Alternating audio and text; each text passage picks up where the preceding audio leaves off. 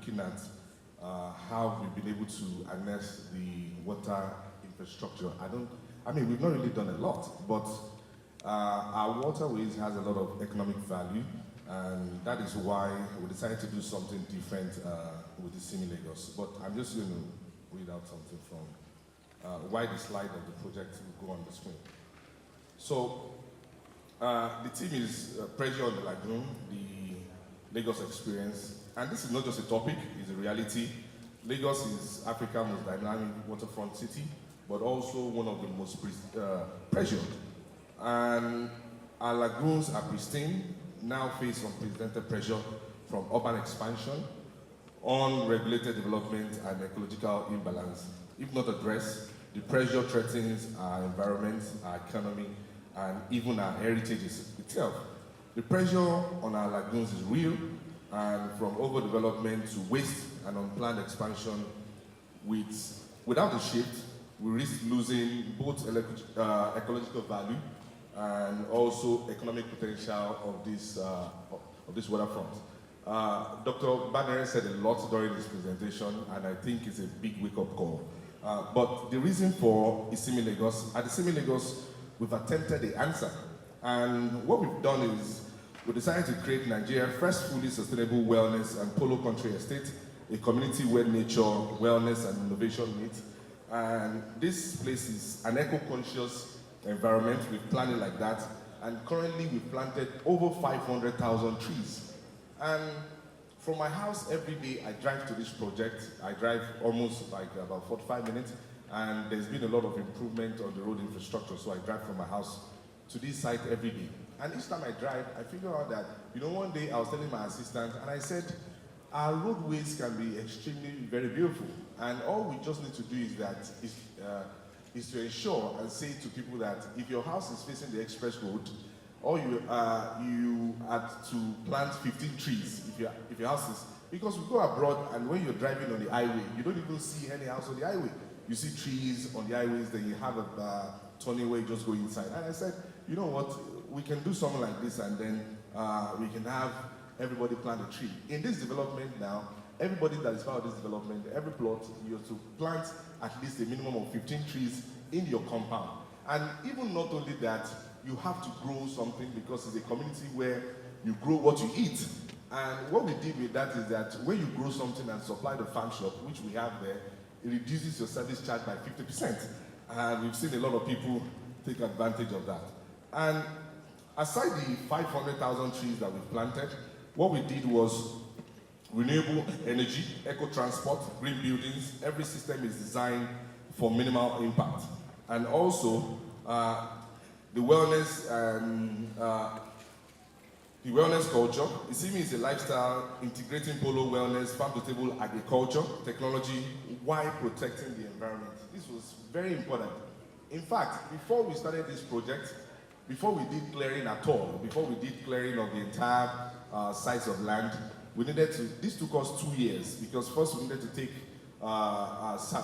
samples of different trees that is growing within that environment and ensure that we don't kill those trees. Even in areas where we have to do road, we took samples of those trees, and for every tree that we've had to give up for the road, we've had to plant 15, and we'll do just that. And not only that, we had to consider the whole environment and see the animals that we needed to keep and the ones that we needed to just let go. And by letting go, I don't mean that we have to kill them. And this is what sustainability is all about and around. CIMI Lagos is not just a project, it's a living proof that you can grow prosperity without compromising the environment. We're proving that sustainability in itself on economic model, by protecting nature, we increase long-term value for Lagos in itself. Now, the vision of the project. The future of Lagos lies in replicating this model, communities that are planned, green, and sustainable. Imagine a Lagos where every waterfront development preserves the lagoon while creating economic value. Because we go around and we see how people maximize waterfronts in different locations, and how this is generating so much economic value for this environment. We've heard of stories of Singapore, Dr. Barnier mentioned River Thames and all of that. And there's a whole lot that we can do with that. Our vision and the CME is simple, to demonstrate that sustainability is not just an option, but the only way forward. The story of the CME Lagos is a story of possibility. It's Lagos proving to Africa that it's not just center of economic development, but also where nature can also thrive together. Because we're blessed with all this infrastructure. If we succeed in Lagos, it can be a model for different African development.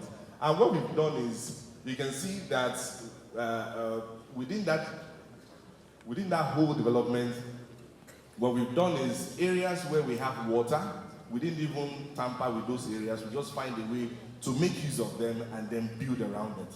And I think that this is what sustainability is all about. Before we started this project, we brought in MIT to Nigeria, Sensible City Lab, where they carry out research on how to build sensible cities. And these are the things that we've had to put in place even before starting the project at all. It's just one with nature and this is some of the things that a lot of us take for granted, because we even tested the air quality. The air quality within the metropolitan area and the air quality within the CME Lagos is about 68% different, quality difference from the one that we have in all the congested metropolitan area. And this is just because what we don't realize is that we have a symbiotic relationship with nature. We take in oxygen and then we give out carbon dioxide. And what the trees give us is oxygen, and then we give them carbon dioxide to actually survive. And this is, I would actually reference Dr. Banire, because when he started, he said, our life is, we are dying instrumentally. But it's reality, because, and the reason for all of this is we don't pay attention to environment enough. We try to destroy the environment without paying attention to what matters in itself. So in CME Lagos, it's just about that. But really, there's nothing I will really say here that will give you the CME Lagos experience. But I welcome you all. I mean, anytime you have a chance, you should visit the CME Lagos. It's something remarkable. It's something that has never happened in the history of this country, and it's something that we're attempting, and it's already getting all the international attention, and it's getting the success that it deserves already. So, ladies and gentlemen, thank you very much, and I wish you a successful day. Thank you. Livable communities and future development. But when threatened by poor planning, we risk losing both environmental balance and long-term urban growth. We commend the Lagos State Government and the Ministry of Waterfront Infrastructure Development for the convening of this summit. It's a bold step towards safeguarding our waterways, ensuring they remain source of pride, opportunity, and sustainability for future generations. Afriland Properties PLC is proud to stand with you on this journey. Together, let us protect and preserve the waterways, not just for business, but for the future of our people and our city. Finally, I will say it once. Thank you. Is Mr. Dirk H. Boa. Is going to speak on understanding the Lekki and Lagos lagoons, future of Lagos without action taken. Please, let's appreciate him.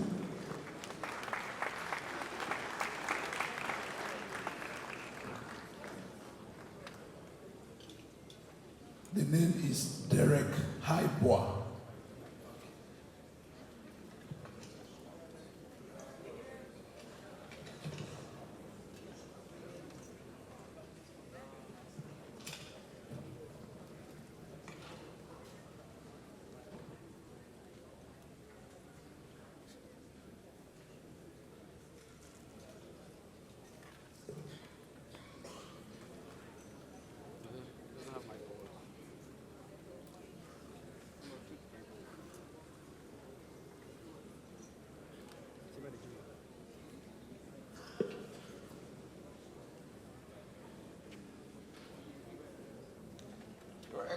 Excellency,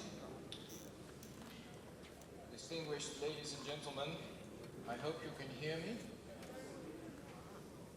My name is Dirk Heijboer. I'm from CDR International from the Netherlands. My background is a lot of engineering, water management, coastal rivers and deltas engineering in Nigeria since 2005-6. I've been actively on many projects. Today I would like to present some maybe new ideas and more reality, but also some beauty about the Lagos coastal shoreline system. It is a bit different type of presentation than you have heard so far. At the bottom line, it's all about the heart of Lagos, that is the lagoon. However, the lagoon will not be the lagoon without a coast, Atlantic coastline. So my focus will be today on the Atlantic coastline, the shorelines in the lagoon and the lagoon itself, and also very specifically about the freshwater aquifers underneath the city of Lagos. To start with, the hotspots. We have done studies for the World Bank program on the flooding situation of Lagos, and it was concluded that the following hotspots could be detected. Some of them along the lagoons, some of them along the shorelines. And I want to give you more or less a technical presentation about what is going on along the Lagos shoreline and why we have all this erosion and what is the impact on the lagoons and how should we deal with this in the future. Also, engineering-wise, this is of a very complex nature. It is not a straightforward question and answer session. So let's have a look. I hope you can read the text, so I don't have to read it again. And here we have the main key issues. There is enormous physical coastal pressure on the Lagos state, Victoria Island and the whole Lekki corridor. We have the Commodore Channel as a feature. We have big businesses around, like towards Lekki. And there is a very serious problem with sea level rise. Next.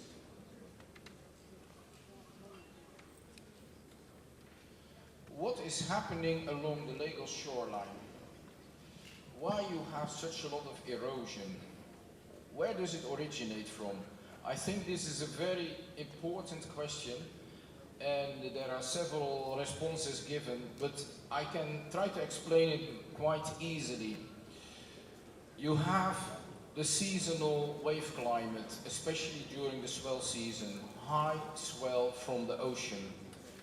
The ocean swell, the ocean waves, they determine what is happening with the sandy beaches of Lagos. The ocean swell is so dominantly entering the Lagos shoreline from south-southwest, so basically from South America, that direction, and a little bit to the south, the southern part of the Atlantic. That is giving a driving force from west to east. Let's say from Badagry to Lagos, from Lagos to the Niger Delta. All the sand would like to move from west to east on the shoreline. The wave climate is satisfied, will not erode, will not accrete when these waves are able to transport from the border of Benin towards the Niger Delta of about 1 million cubic meter per annum. And that is quite accurately can be determined. So if everyone is bearing in mind that most part of the sand that you see on the beach is dynamically walking from, let's say, -3 meters up to the beach, is dynamically walking, when you look at the map, from left to right. Next.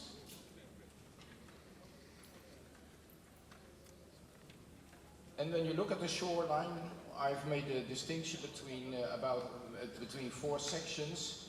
First from the Benin border to the Commodore Channel, then the Lagos and the Lekki entire coastline, and then the part that is very close to Ogun State. You see above a satellite image, and below you see the Google Maps version. What you can see on the Google Maps version especially is that the Lagos Lagoon in combination with the Lekki Lagoon are huge lakes when you compare it to the huge urban settlement of Lagos itself. So it is really a very important feature that determines a lot about the Lagos water household, visible in the lakes, but also in the aquifers underneath the town.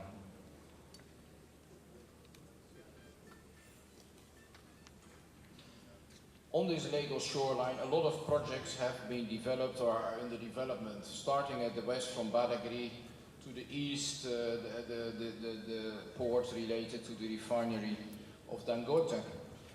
A lot of structures have been built, but the first structure that has been built was the West Mall at Takwa Bay, or at Lighthouse Beach. That West Mall did cause, well, did benefit the Commodore Channel to keep the port open for access. However, it did cause erosion of Bar Beach. Bar Beach was initially nourished by Boscales, bringing from Lighthouse Beach, sent to Bar Beach every time, continuously, more or less. When that process stopped, then the big erosion started in front of Lagos. On behalf of Waterfront, I'd like you to support us in thanking Mr. Governor very much, because all of this wouldn't have happened without him. When I was sworn in as Commissioner, 95% of the members of staff of Waterfront had written their letters to leave the ministry. With Mr. Governor's support, only 5 of them have left the ministry for higher grants. It's been an absolute turnaround. We've been able to sort out 95% of problems we met on ground, and the only reason for that is because of the continuous support of Mr. Selebul, our one and only Mr. Waterfront. Your Excellency, we say thank you so much, sir. Thank you very much.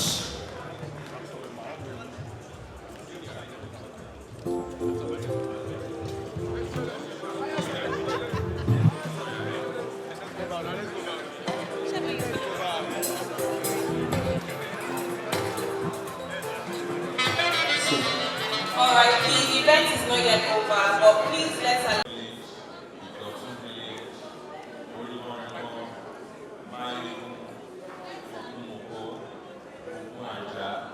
And so many more. And in the last couple of years, they have continued to show concerns,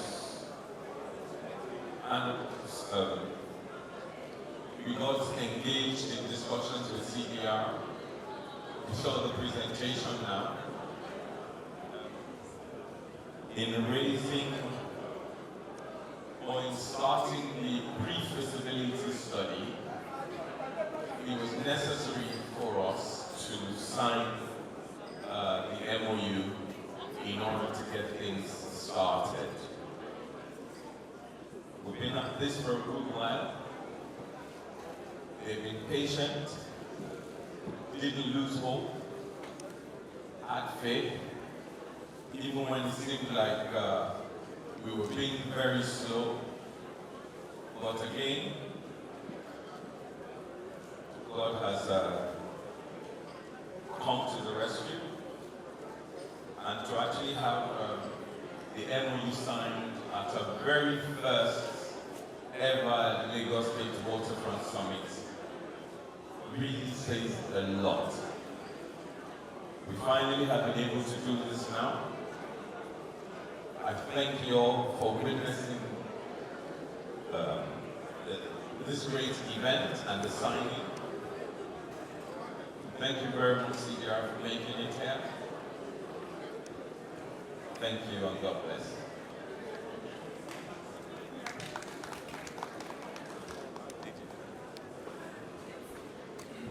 Mr. Governor's summation has been incredibly excellent.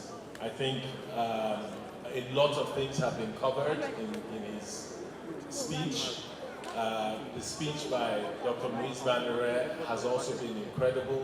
He's touched on legal issues, the very important aspects. The speech by, we've heard technical issues from Mr. Derek Heiber from the Netherlands. We've also heard key important points about innovation, transformation, and culture from Mrs. Toyin. And I would just love to build upon that, because we have been speaking quite a lot, and this is perhaps a particular project that has been in the discussion for many years. Simply put, Lagos is pioneering a legacy model of a water-based city. All the discussions, and I want to again thank the Honorable Commissioner for putting this incredible day together. It is a very visionary event, and the key points about this, I think, culminates in a potential opportunity that the Governor has mentioned several times in his speech, and that Lagos is doing something, taking action, and we hope that action continues to be decisive, and that the issues that may be challenges to the actions, to the vision, to the ideas, can be solved within the people and the parties in this room. It is an inclusive solution, one that we believe is sustainable and economically viable, one that meets the issues of everyday people, people in this community, people in this city. And I want to thank the members of the communities that have come all the way from Makoko, Ekabo, Sori, Itoyi. I also want to then go straight into the point of this matter.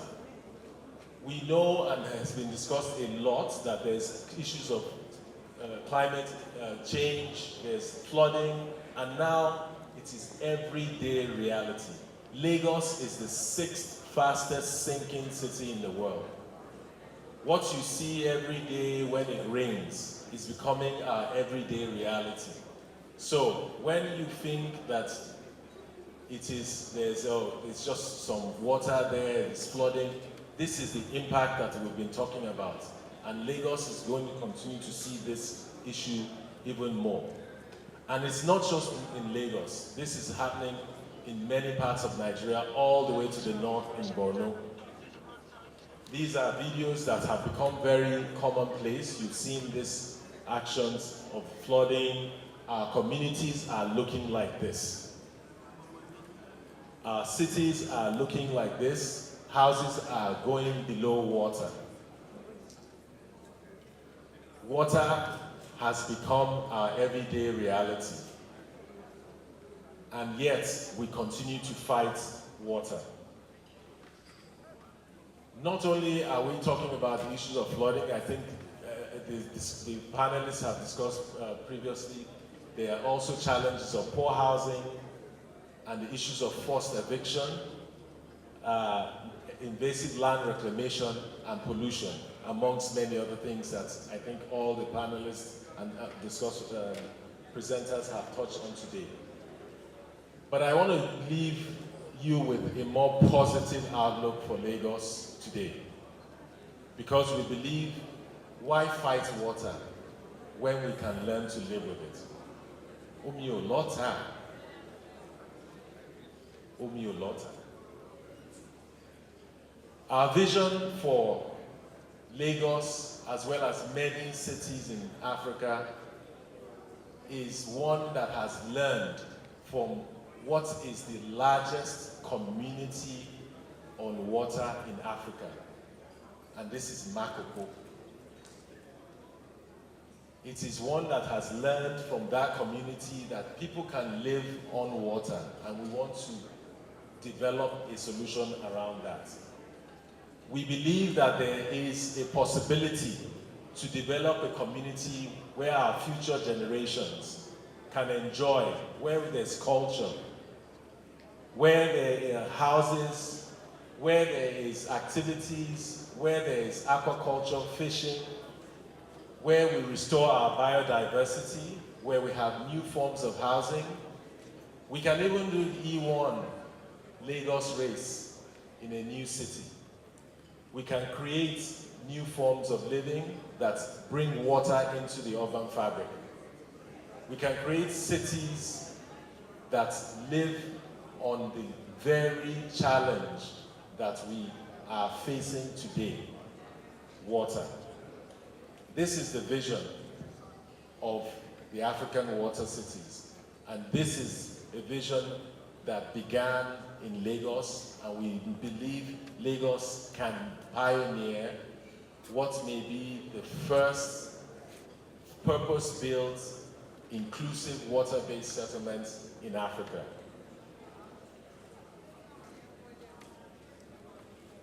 Like I mentioned, the inspiration is straight from the community that has done this. And Makoko is great to talk about with all the challenges and all the issues, but it is also one that has this great opportunity.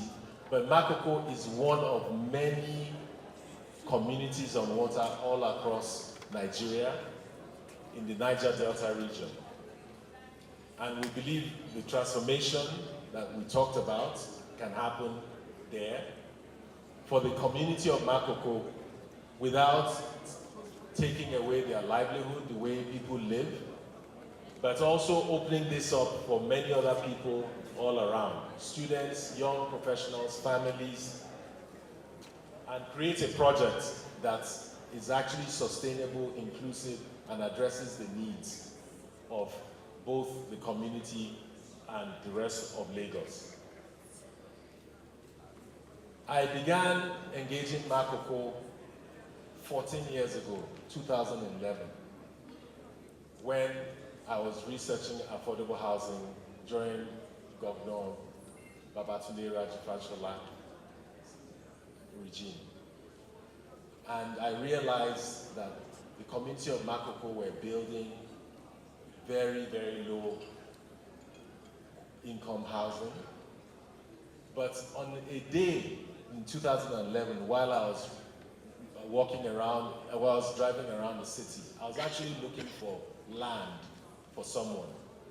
And it rained. There was so much rain, 2011, July, and everywhere was flooded. And it occurred to me that we were not, where we think is land in many parts of Lagos is actually water. And that water has come to be part of our everyday life. But the people of Makoko and Iwaya and the people, I use the word Makoko generally, I'm sure people understand what I mean. There are many communities there, Sogunro, Megiwe, Apollo, there are so many areas in that area, but I use the word Makoko generally. That this community of nearly 100,000 people have adapted to the life that we're now seeing today and we may be seeing in the future. We built a structure called Makoko Floating School. A lot of people still do not understand why we did that back then. It was a prototype. It was an example for us to say, instead of trying to just destroy a community like this, why don't we innovate and create something that is for the environment? It learns from the environment. And it learned from the people of Makoko to create a way of living and building on water. The area of Makoko is nearly 50 hectares. That is a large community. In urban planning, a population of nearly 100,000 people is a city. So we're talking about Makoko as a city. We began researching. We did a lot of research and we've in fact published a book called African Water Cities. There are copies around, you might take a look. To see, to let you know, to understand that this is a problem and an opportunity not only in our city, but all over Africa. The global studies, we've also seen that there are cases of cities that are being built, like Makoko, but even now better. They are even regulated with infrastructure in Malaysia, in Philippines, where thousands of homes are being built on water. We can continue to look at that to many other parts. You see settled planned settlements. And I would like to ask Architect Okia and SA to take a look at this, to pay attention to these examples. I'll go back again just to these examples of planned settlements on water in Philippines, Asia, Malaysia. There are so many. And these are examples that are not very far from our own kind of reality, but we are now developing our own solutions. And if you keep thinking about this type of settlements on water, whether you can start to go back to things like the Venice in Italy that we know, that this is, or even cities where you have canals, waterways, or the Netherlands, yeah, where you have even perhaps higher quality buildings and things like that. But the solution of living on water is very readily available. However, we're not saying this is just a copy and paste. We have to develop our own solution. And that is what we did with Makoko Floating School as one type of building solution out of many that we have now developed over the years. We built Makoko Floating School, which is now a building system, a simple way to build on water by hand in 6 countries across 3 continents, on 3 continents. We built it in Nigeria, of course, Italy, Belgium, China, Cape Verde. We developed technology, we built it in Rotterdam, and this is just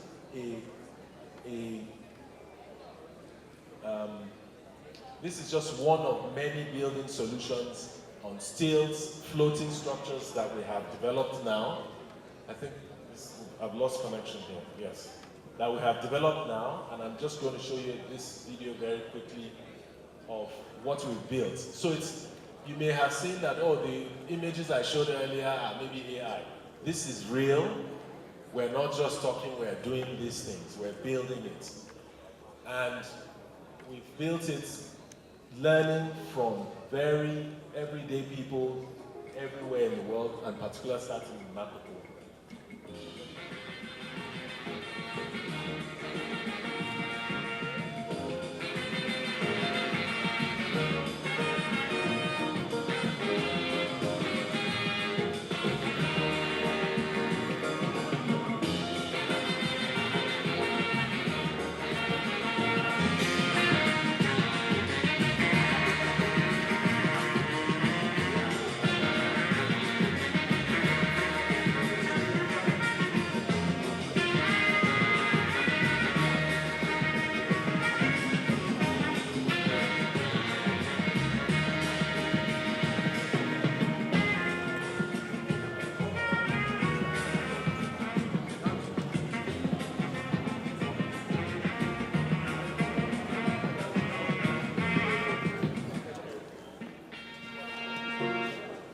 To say that what we've done with just this one prototype started in Makoko and has been all over the world, I think it's something that we must commend. And I want to take this opportunity to thank the community of Makoko and ask for a big round of applause for their innovation and their ingenuity, because it's credit to the community for the ability to create this solution. I'm going to finish very quickly by throwing very important numbers. Makoko, the redevelopment, is at least a $600 million investment opportunity, with nearly $1 billion in potential economic value. But that value has to be for the community as well as the rest of Lagos. It is one that every one of us here can be a part of.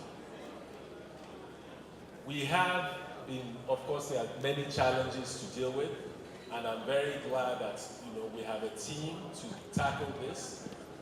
My background, as some of you may know, is in architecture, environmental science, real estate economics, and finance. I've been fortunate to work on perhaps over $3 billion worth of projects, leading large-scale projects all over the world in more than 20 countries. This is something we know we can deliver, and that the possibility and the potential to do it, and the people to lead this are in this room today. What are our challenges? Lack of clarity and jurisdiction, and maybe some leadership alignment. We're still trying to very basic things about where are the boundaries, what are the projects, who are the people in the party. We need to have that clarity. But I think Mr. Muiz even brought some clarity in terms of legal jurisdiction. Community divides. I'm sure the community continues to know this. We talk about this every day. We need the community to have one voice. One voice. You cannot have the balance saying one, the chief saying the other, the youth saying something, and you want the government to support. The community has to come together. The inadequate funding, we still need funding. Mr. Governor mentioned, we have to bring funding. But this matter of funding is Lagos State's big challenge, and it's not my personal problem. It is one that Lagos State also has to take a lot more responsibility for, and I'm putting that challenge forward with all the international support that we can muster. But this is not a private project and a personal issue. And we believe that Lagos has that capacity and ability as the leader and pioneer of this project. And then, clear executive mandate. I think Mr. Governor was very clear today about the direction the waterfront is going. And I think everybody has also said that, including the Honorable Commissioner, and most especially the SA, Urban Planning, Ms. Oki, who have been supporting from the Office of Urban Development for several years. SA has been part of the committee that the governor set up after we got executive approval a couple of years ago. We're going to talk more about that as I just finish this and let them have the opportunity to speak on how we move this forward. To conclude, what do we ask? Just clear government mandates and pioneer project status. This is a project pioneering something very different. And Mr. Governor said, let's be bold. We have to take things. We cannot keep doing things in this direction. We cannot think land reclamation is the only way to continue development in Lagos, where there's so much pressure on water. We need money. We need investments, anchor investments, to build a pilot. We cannot continue talking. We just have to do something, build it. Build a number of houses, see how it works, see how it fails. We've seen, we've learned, and we move forward from it. And finally, the designated MDAs to drive the project. We believe we can complete a pilot of maybe 150 to 200 housing units by 2027. We've been working with the support of the UN, the UNDP, UN Habitat, and they have funded a feasibility study by APMG, and the results are really positive, showing that people are interested, there's a demand within the community and around the community. So at the end of the day, with the will and the capacity from all the governments, it will be possible to do. Finally, why does this matter? We're not just building a water community. This is not just about Makoko, even Makoko being important. What we're creating is a scalable model for inclusive climate adaptation of African cities, starting in Lagos. bridging the divide between global and institutional finance and everyday resilience that we have seen in you, in people who walk in water when it rains, when it floods, and in people of Makoko. And we pray and we hope that we can transform this into a new vision of how we build our cities and communities in Africa, starting in Lagos. Thank you very much. Efo Nibajo.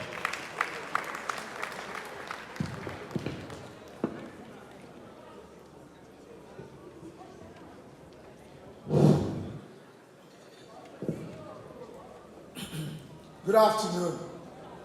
Good afternoon. You know, I think we need to come together because everybody is just sitting around the corner. If we can just move forward. Is it possible to move forward?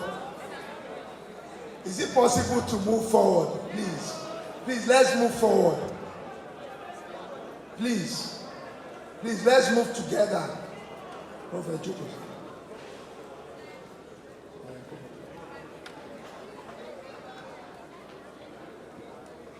I want to give us 2 minutes to settle down. Really very important to this discourse.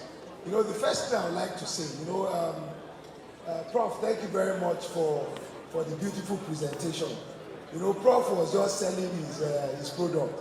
I've told him that there's no difference between an activist and an advocate.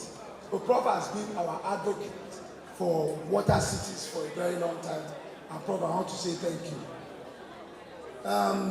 Professor Dr. Banire was saying something earlier.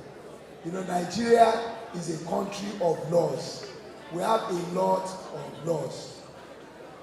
It will interest you to note that, and we all know this, you know, revenue share in Nigeria is done based on 2 things: population and land mass. The title or the theme of this summit is pressure on the lagoon. And what Prof was just doing, he was trying to show us alternatives rather than putting pressure on the lagoon. You know, alternative in the sense that we do not always need to just reclaim land. There are other sustainable, organic, natural ways, you know, of taking care of the population explosion. It is because land has become scarce. Prof, am I correct? That is the reason why people go and build on water.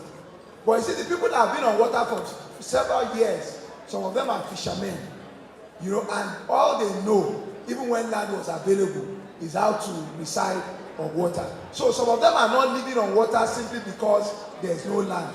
They're living on water because that has been their way of life. For a number of things, when I met Prof in 2021, you know, Mr. Governor set up a committee made up of a number of cabinet members, particularly the Commissioner for Waterfront, Commissioner for Physical Planning, Special Advisor, EGIS and Planning Matters at the time, Commissioner for Environment, Special Advisor, Tourism, and the General Manager of Lasura. We saw this project as a regeneration project because Amina Mohammed visited Lagos and he went straight into Makoko. He did not like the living conditions of the people in Makoko. Somehow, they were also putting pressure on the lagoon.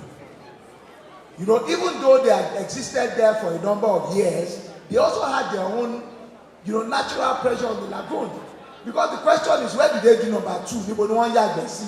Níbo ni wọ́n tọ̀ sí? You know, so these were questions that couldn't be answered. That means that, you know, they are prone to a lot of diseases and a couple of things. I mean, they were just talking about malaria in another room, and I was there talking to Commissioner of Environment. This is something that has a lot. Malaria has a lot to do with our environmental condition. So what this means is that even though they have existed there for a number of years, they had their own different kind of pressure on the lagoon. And Prof talked about urban planning. You know, maybe you forgot to talk about regeneration. So it became an action area, and it was decided at that time that Makoko is now an action area for Lasura to regenerate. And based on that, I don't know if Prof went with them. Before I came, a number of people from Lasura and Ministry of Physical Planning traveled to Cape Verde, just to go and see what we have there in terms of floating houses. And as proof of concept, a floating school was built, even though that school has today sunk, but that school was built. And for those of us who were in ESCO at the time, when we met with Professor Adeyemi, a number of questions were asked before the committee was set up. But you see, in trying to plan for the pressure on the lagoon, to ease the pressure on the lagoon, we need to start thinking inwards. I know that when Architect Oki speaks, he's going to talk about a number of things. Prof tried to talk about some of the challenges. Those are the challenges you see from the outside as an activist or as an advocate. But we as practitioners on the field, Architect Oki will tell you about the challenges that we're facing. I want to try as much as possible, not just to capture the attention of the audience, but to let us understand certain things.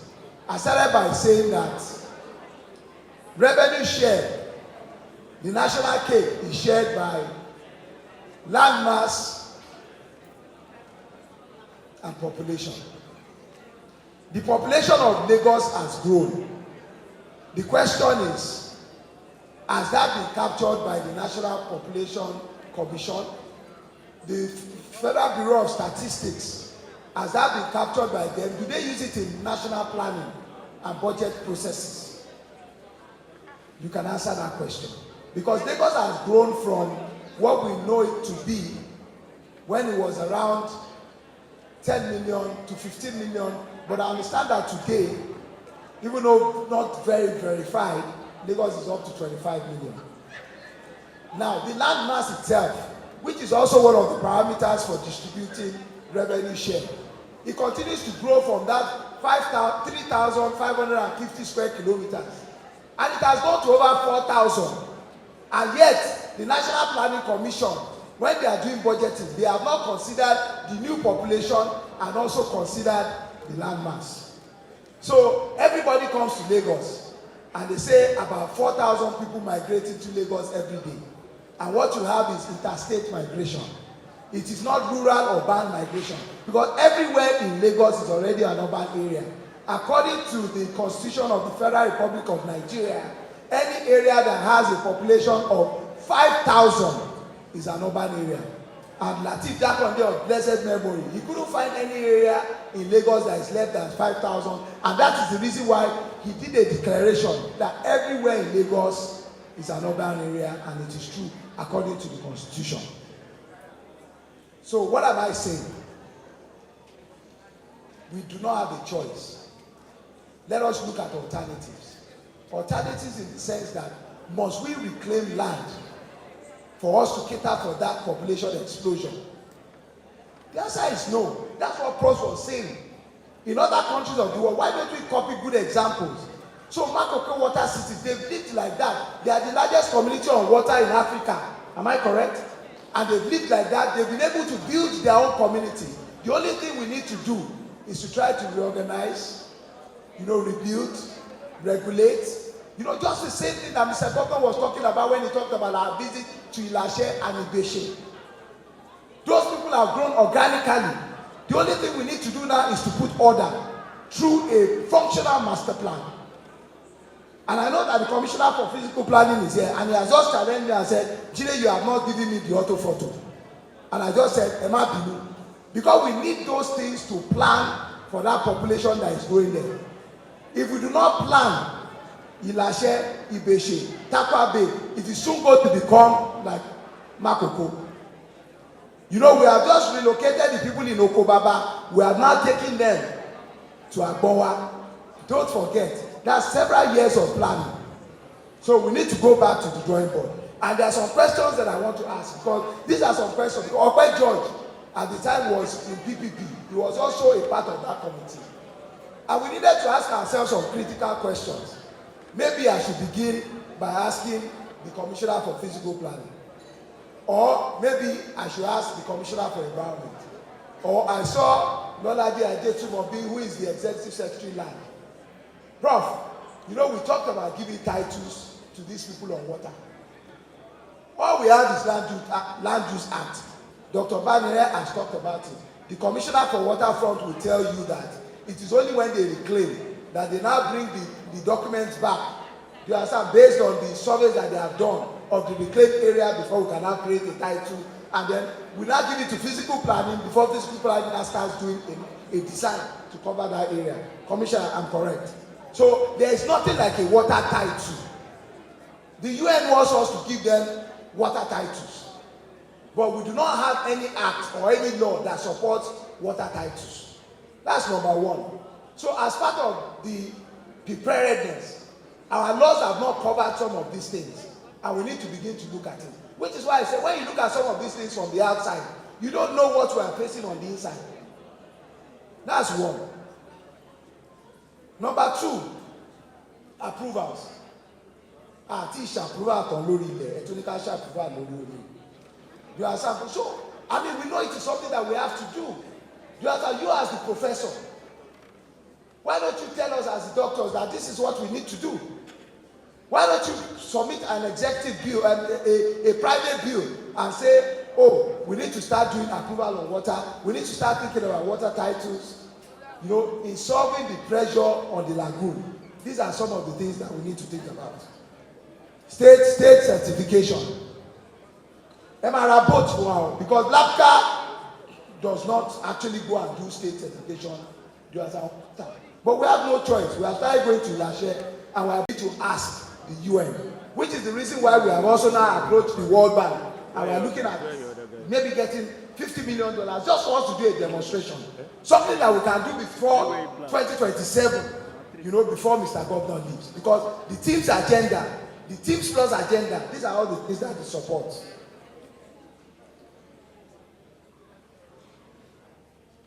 Transit-oriented district. The Commissioner for Transport is here.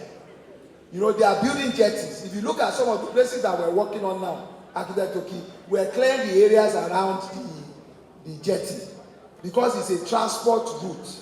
And you know, in terms of the TODs that we're doing now, we're not only doing TODs around train stations or around bus shelters. We also want to do transport-oriented districts around jetties, which will now create tourism and a couple of other things. I know I don't have so much time, and you know you need to listen to Architect Oki and a couple of other people.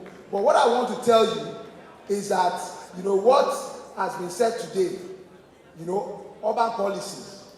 Now we need to embed some of these things, even in our urban policy.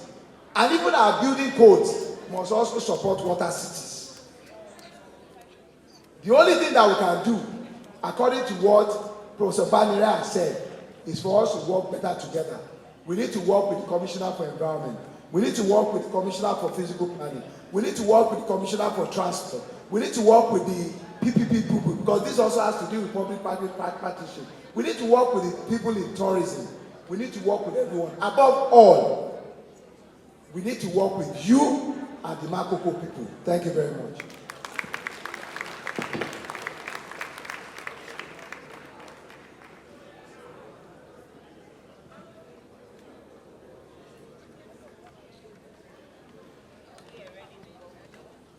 Good afternoon, everyone. I want to know if you are Makoko resident, can you please raise up your hand? Praise the living Jesus. So I want to face my people. Well, I know I'm the type of person that you don't want to see on stage. And I guess you are being forced to listen to me, but I'm going to prove you wrong today. I want to thank the Honorable Commissioner for Waterfront and Infrastructure for the audience given. Makoko, like they said, is the biggest, is clear. He has sent that to me. He has sent me to you to repeat that to you more than enough. But, you know, there are times that they give you banana to eat. There are 2-3 different ways you can do it. You can cook it, you can fry it, and you can eat it raw. But for all the three options that I've just said, you have a choice. And a choice that is better is the life. And that is what Mr. Governor is saying. The life of an average person living in that community is more important than whatsoever money you want to make there. And that takes me to the major enforcement. The high tension that most of you people are staying. It's an emphasis. Like you had him. We need to face it. We need to hold the bull by the horn. I guess most of you saw the picture that was given to you some couple of minutes ago when they started the floating school. If most of you understand where that floating school was, and look at the waterway, you can imagine what we have there now. The whole of that place is built up. The whole of that place is built up. And that floating school was just done in a couple of, probably 4 or 5 years. You can't see the space anymore. Yes, the professor came in with ideas. But Lagos is a peculiar place. We have the way we live on water. The Lagos State Urban Development spoke with the community, gave you people an option that is more reliable, more accommodating, and all this is due to what Mr. Governor wants from you, that he doesn't want to displace you. Let's speak to our conscience here. Driving, no, 90% of anybody that comes into Lagos wants to go through the third mainland. As far as I'm concerned, third mainland is more like a tourist bridge. And when you are going on the ride, if you are coming from Owoshoki, if you are looking at your right, you look at what you see. Nobody will be happy seeing that sight. To the extent that you have moved close to the bridge, which the government will not want. No government will want you to do that. And enforcement will have to take place. You are not supposed to be under high tension. It is very clear. Because when a strand of that high tension lands on the water, you can imagine the number of lives that will be gone. And we are given about a year.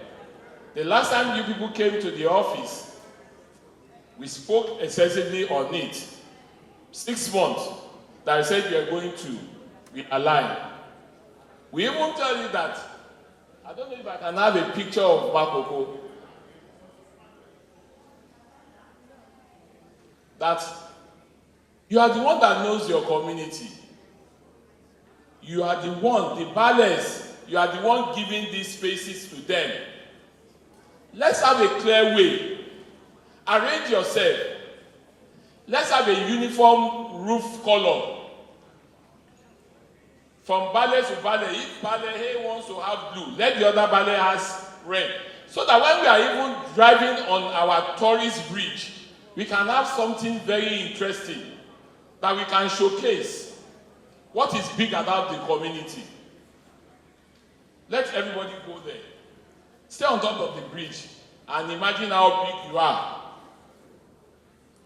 A normal vehicle cannot run past, cannot run through from one end to the other. And what enforcement is all about? When you allow enforcement to come, they are going to do more than you are going to do. But if you people cooperate, they say cooperation promotes success. Cooperate with your balance, have the line, and those that are under the high tension to move away. We are going to be saying a different story today.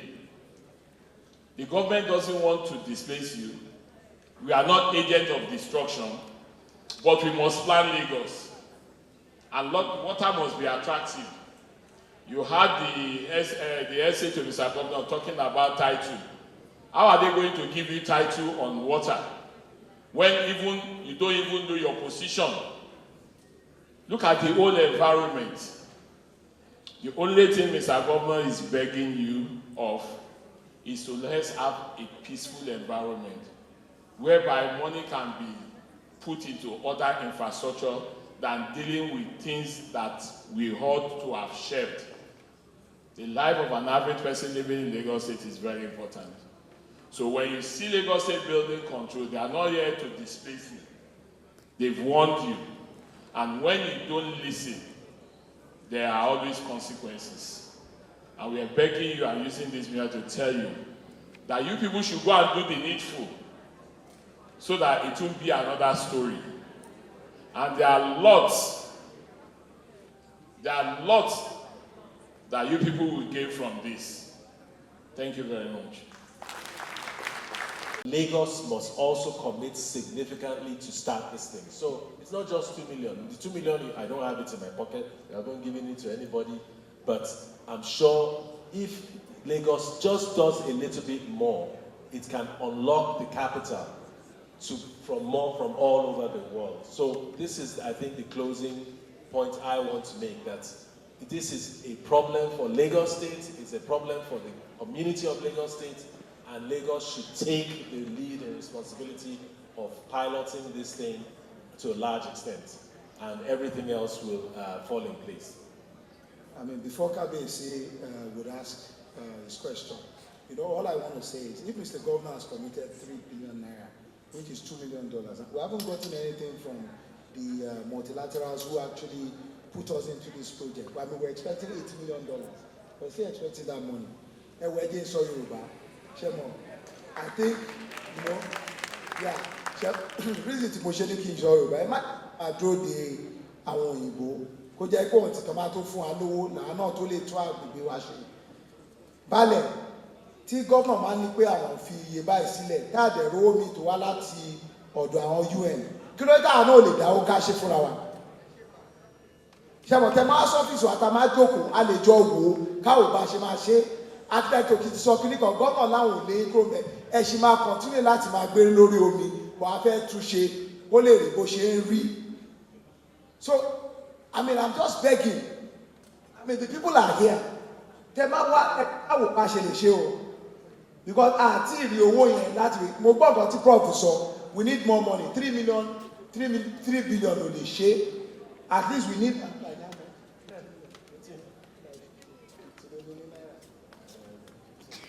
At least I need about $15 million. Mo bẹ̀rẹ̀ pé lónìí ní náà wọ́n ṣe sọ $15 million. Okay, wọ́n ní tamati ẹ̀rí bíi 15 billion a lè bẹ̀rẹ̀. Tamati ẹ̀rí láti ọ̀dọ̀ àwọn mákòókò náà tẹ́yìn náà máa tẹ̀ mú bíi 5 billion wá. A máa á di gómìnà mọ̀ ọ̀dẹ̀ náà á gbà lọ́wọ́ Professor Adéyẹmí bóyá bíi 2 billion. Ṣé bẹ́ẹ̀ tribunal ni wọ́n pè ara wọn? Èmi rò pé advocate ni wọ́n ìwé rẹ̀ pé businessman ni wọ́n.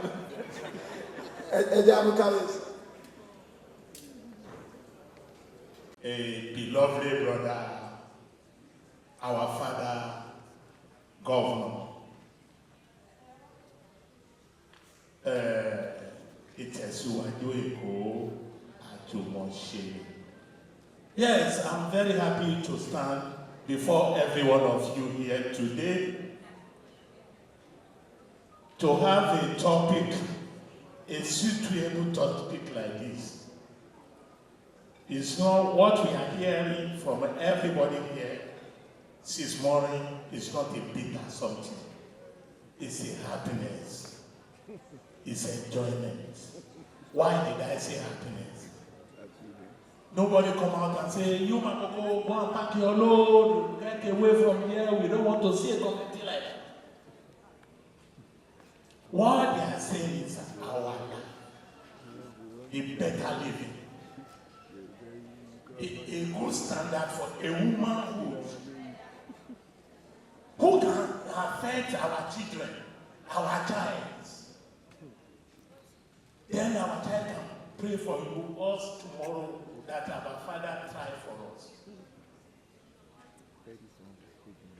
I'm here to send my greeting to Governor and the commissioners, every commissioners and the governors. I'm very proud that this tenure, in fact, is a miracle tenure. It's tenure of understanding, tenure of integrity, tenure of sympathy. Otherwise, what are we? they will continue saying, Commissioner saying that, I beg you people for your life, this and that. Is it their children here? Or one they are eliminating from it? No. But they are feeling, they have feeling towards. As a brother who have the same blood, why we continue? Behaving the same thing. And then every one of us have a child in school. When they came out, we don't see good results, we continue flogging that you don't listen to your teacher. Why the father are not listening to the leaders? Why the mothers are not listening to leaders? Are not compared to the leaders? So I'm here on behalf of all the balance in Makoko, Okwagon, and Sogoro, Iwaya Waterfront, to beg a pardon that can you people give us this year, the remaining month, for us to talk. I promise here to have a meeting with my people. They have already heard what is happening now. I think they have already learned out of this thing because there's nobody who wants to make the investment to come to Makoko, to come and develop here without our own obedience, understood, manners, approach. When we are seeing the approach, or we don't have the manners, we are initiated. Who is going to put his money there? Who is going to spend a lot of, we can hear the amount of money Architect Kule or Engineer Kule have said, has measured. Also, there's another developers have said the same thing. Please, my people, when we left here, let us sit together. We can talk with ourselves. And then at the end of our discussion, we go and give the government a better result. As they embrace us, let us embrace the government. Thank you. Thank you very much. I'm sure the team has taken note of your request. Thank you. So we'll take a quick picture. As we are taking that picture, ladies and gentlemen, thank you for your time. Our day is definitely fast spent. We are working actively with the Lagos State Government, Honourable Commissioner, on the protection of the coastline. And at the moment, we are looking at different interventions, and we've seen the interventions that are taking place over the last 20 years here in Lagos, and it's not solved the problem. There are other solutions that we are looking at, and certainly building with nature is one of the key solutions that we consider to be the most important to protect the Lagos coastline, and you can also build nature within the lagoon system. We know the lagoon system is subject to flooding. We know that there are issues that need to be addressed, and there are 4 key strategies that we adapt on every site. And the first strategy that we would look at is how do we actually adapt to the existing environment, and how do we try and protect the existing environment, and that could be through flood early warning systems, that could be through other systems that protect the existing environment. The second strategy would then be to try and protect the environment, and that could be building structures, it could be sheet pile building, but we must just look at the heart. Importantly, just as it's mentioned, we need to integrate nature-based solutions into whatever infrastructure that we're producing. So it has to be both green and grey infrastructure. But we also need to understand that there are multiple benefits and multiple uses of the kind of infrastructure that we put in place, meaning that you put in place shoreline protection, which will also provide some other benefit, whether it's social, economic, ecological, or cultural, so that we're able to harness the entirety of the resources that it's able to provide. In addition to that, very importantly, stakeholder management is key, so that you have the buy-in of everyone that is affected by the project, benefiting from the project, using the project, and the likes. That way we're ensuring that we're improving public access and not excluding anyone. Sustainable financing, very important, because there's no point planning all these projects and not having money to actually implement them. And sometimes when we implement projects haphazardly, we realize that we're creating more damage further down the line as compared to the good that we're trying to do. And then finally, monitoring and evaluation, as was mentioned, and early warning systems, very important. That way we're able to predict what will go wrong, put our interventions in place to assess them. We're able to monitor the infrastructure to understand when do we upscale, when do we scale, when do we renovate, when do we rehabilitate and the likes. And at the end of the day, we believe that we'll have infrastructure in place that will be resilient and will be able to withstand some of the shocks and stresses that we could actually face. Thank you, Dr. Dania. All right, Professor Chiku, what lessons from global coastal cities can Lagos adapt, especially regarding climate change, adaptation, and community integrations and solutions? Thank you very much. Before I answer that question, it will also be important for us to provide some context in the sense that Lagos State is a state of aquatic splendor. We've been talking about the Lagos Lagoon. The Lagos Lagoon is just one of the 10 lagoons we have in Lagos State that makes up the Lagos Lagoon Complex. The other lagoons include Yewa Lagoon, Badagry Lagoon, Ologe Lagoon, Iyagwe, the Kurano, the Peleki and Mahi. Today, we have virtually lost the Kurano Lagoon, which is just one of the only closed lagoons we have in Lagos State. So Lagos Lagoon is the largest of all these lagoons, and that's why attention is being drawn to that. So coming specifically to your question, as a marine ecologist, I will still go back to the nature-based solutions. And these nature-based solutions have been successfully applied in a number of cities. In New York City, for instance, United States of America, after the Hurricane Sandy in 2011, they invested heavily on what we call the nature-based solutions.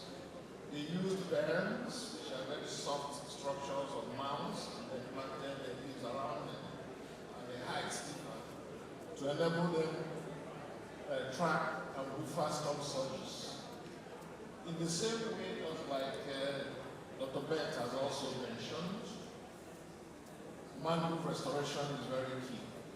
I must say that we still have original mangroves at the University of Lagos Waterfront, both the white mangrove and the red mangrove, have been there since 1962, when that institution was established. So those are areas through which we can actually get some mangrove savings for restoration. It is very key. And these are things we can do, especially along our Lekki corridor, where we're having new developments. It is also important to ensure that we maintain the wetlands. So this has been done extensively in New York City, and Lagos State can actually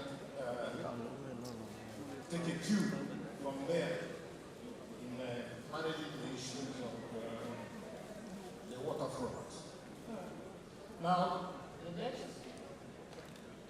example comes from what we call the integrated coastal zone management, which everybody has emphasized today, and that has been used extensively in Rotterdam as well as in the Netherlands.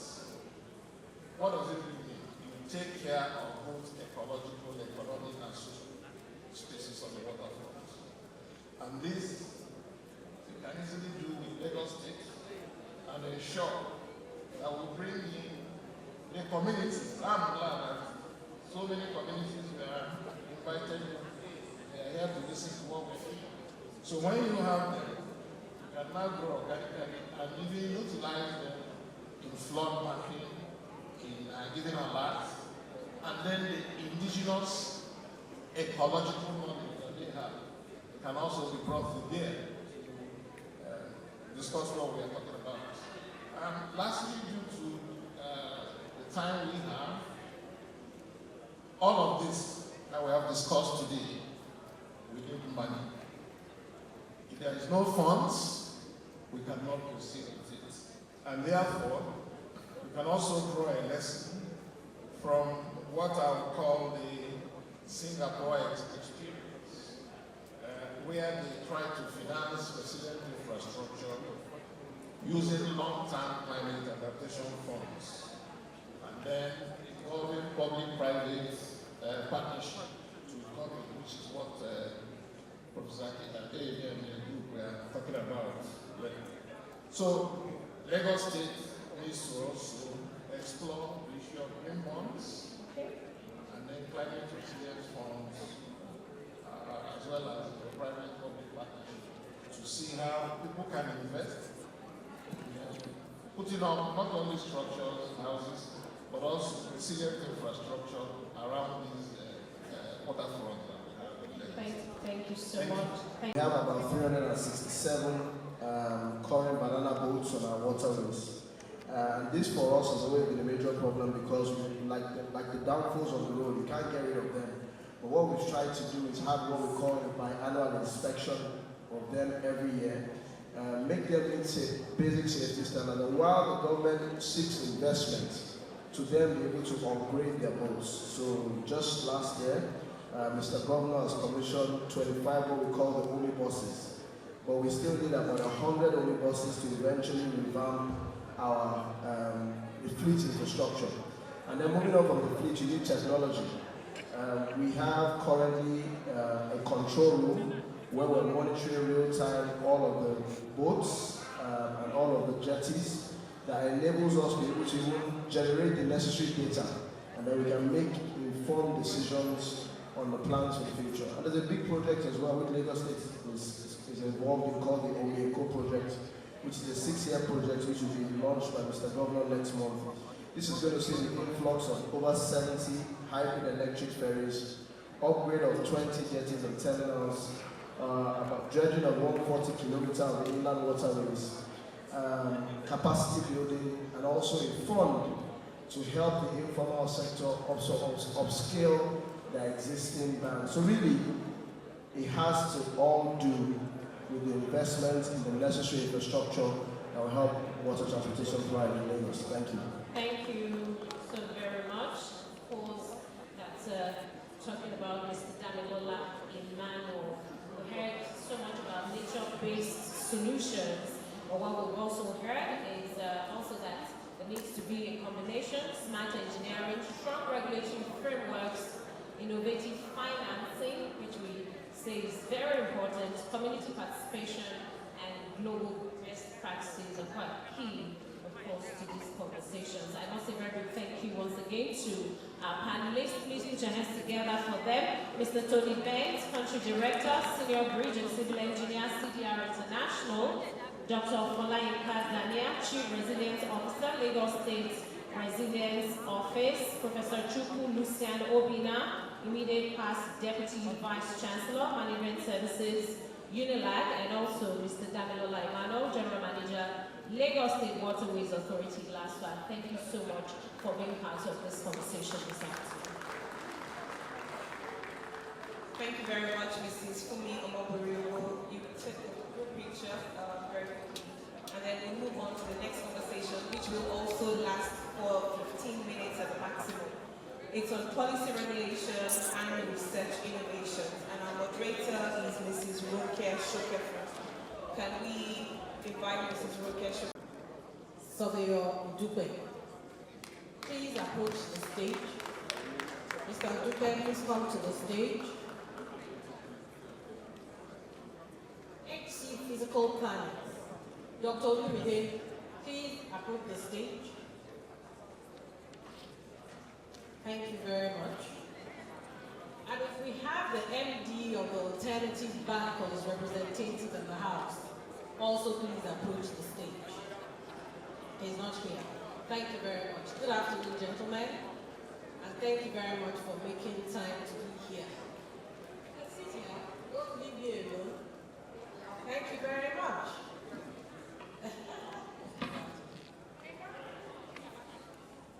It's going to be a quick one.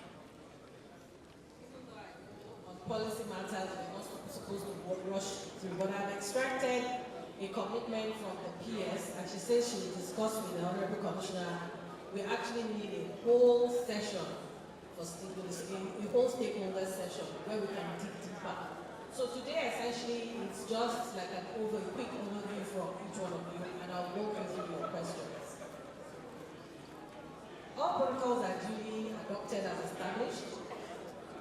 Our panel is more than policies or paper. It's about how smart initiatives and collaboration across MDAs can create real and lasting impact. At the very heart of any government initiative is the policy behind it. And as we lawyers say, that's the grundlaw.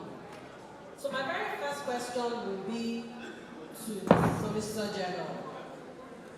And that question is, what do you believe are the key policy gaps in Lagos's lagoon and waterfront management? And how do they affect sustainable growth? Thank you very much.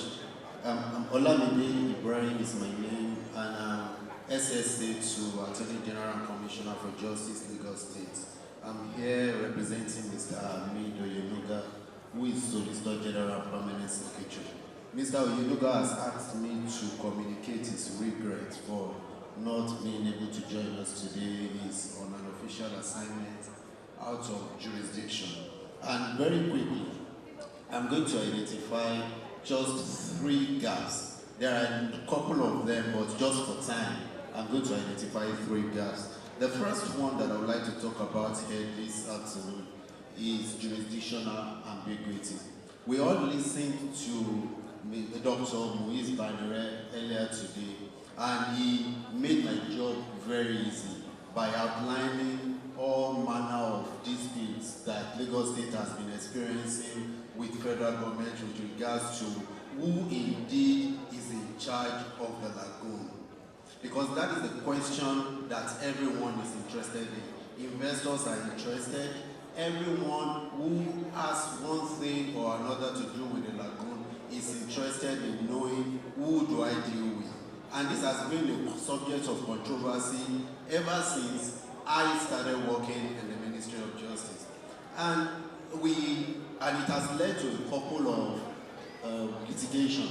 We have gone to court on a number of matters, and I mean, without wasting our time and going into all the things that happened in the litigation, I will just talk about the outcome, which was the Supreme Court decision which was handed down last year, where it was perceived that the Supreme Court has given NIWA all rights as it has to do with regulation of lagoon and waterfront, or let me say inland waterways in Nigeria. Now that is a perception, but it may not be entirely true as the learned senior advocates advocated in the morning. And why this is so is because there has been a couple of misconceptions to the effect that the power granted to NIWA by the Supreme Court includes land, which is not. It is so far from the truth. So NIWA, as at today, does not have any power whatsoever over land in Lagos State. The provision of Section 1 of the Land Use Act is very clear. All land within the territory of Lagos State is vested in the governor. Now, I know that we have provision of Section 12 and 13 of the NIWA Act, which NIWA has been using to arrogate powers to itself regarding the control of shoreline, particularly the ones within 100 kilometers of the lagoon. Now, there have been judicial authorities. Particularly, there was a particular matter that was decided as far as 2003, the case of Oba Yekini Elegushi versus Association of the Federation, where the act that NIWA Act itself was premised on was declared illegal. and unconstitutional, and that's talking about Land Title Vesting Act. That act was declared illegal and unconstitutional, and it is based on all. So subsequent to that, the National Assembly found a way to get the provision of Land Title Vesting Act into the law of the Federation, and it's on the basis of this that NIWA has been purporting to have access to all land in Lagos State. But this is so far from the truth. Now, after the Supreme Court handed down the judgment, so what have we been doing? And because I'm sure that's what we are interested in knowing. So when we received the judgment from the Supreme Court, what the Honorable Attorney General did was to put together a consortium of legal experts to challenge the power of NIWA, particularly as it relates to Section 12 and 13 of the NIWA Act, and all the other acts that NIWA and other federal government agencies have been using to arrogate land to themselves in Lagos. And so we have filed a matter which is currently at the Supreme Court. We're challenging that. We're challenging. So I'll rest on that. Then another thing that has also, so still on this issue of jurisdictional ambiguity. Now, the issue of sand dredging is one that federal government has also been arrogating powers to itself in respect of. Now, this somewhat was covered by the judgment of the Supreme Court, but we have always maintained that sand is not in any way covered under the Minerals and Mining Act. If you look at the act talks about tar sand, which is a separate type of sand. It is not sand as the sand that is being exhumed from land in Lagos State. So that is our position, and that has also been well captured in the matter that is currently before the Supreme Court. So now what has happened here is because we have been having all manner of litigations going on. So you find that investors and those who are interested in dealing with lagoons in Lagos State have now been kind of taking advantage of the situation. So what happened in the case that eventually got to the Supreme Court was a situation whereby some boat operators approached the Federal High Court to know who it was that they were actually meant to make payment to in respect of licenses. So what happens at the moment is that you find people who are already now taking advantage of the situation, and that is what has created the situation of enforcement, of weakness of enforcement. Right? There's enforcement weakness because you find that the agencies who are meant to be enforcing the laws are being distracted by litigation. That's another gap that I would want to talk about. And the last one that I will talk about for time is research policy disconnect. So I find that quite a couple of academic journals are out there in the space, but there is a disconnect between them and how we make our policies. And this is really saddening. I mean, I was privileged to be a research scholar at a university out of Nigeria. It was actually in Denmark. And so I was given the student access. I was surprised when I logged into my student access that I was able to see laws from different government agencies right in the university. So there was a kind of collaboration and intersection that goes on between all the active agencies of government, including the academia. I don't see that happening in Nigeria. The academia is there doing its own, and the government is there doing its own. So you believe there should be more collaboration? Absolutely. Thank you very much. Thank you. My next question is straight to the Honorable Commissioner of Environment. Both ministries do collaborate a lot, and I will not use the word overlap because I believe the mandates are quite different, even though your work sort of cuts across each other, but like I said, without necessarily overlapping. My question is, drawing from an example of a coastal city like Singapore, because when you actually go on Google or when you DeepSeek or ChatGPT and you're talking coastal cities, Right on the back of Singapore, you would find Lagos as the African example. My question is, how can Lagos integrate environmental protection and economic opportunities into waterfront development? Thank you very much. Let me start by saying this. People may not want to hear this. We start by being responsible, each and every one of us. We start by not putting pecuniary gains over the existential challenges of the state and the city. For those who know Lagos, and I'm glad SAEGIS is here stated, Lagos is just 3,557 square kilometers of land. The third of it is water. And that means this state is so small and it's accommodating about 10% of the country's population. That is a recipe for environmental challenges. Now, if you now throw into this mix human greed, human brazen nature that we want to make money and we don't care who socks is God. We want to dredge and convert a wetland into residential estate. We want to build an estate on the floodplain. And we all forget that Lagos will experience sea rise. Lagos will experience excessive rain, and Lagos will experience excessive heat. These are climate realities, and Lagos is almost below sea level. So, from us, the Ministry of Environment, we have no choice but to collaborate with the Ministry of Waterfront Infrastructure. Collaborate in a way that it becomes a win-win for the state, not just for the economy, but for the future of the state. And how do we do this?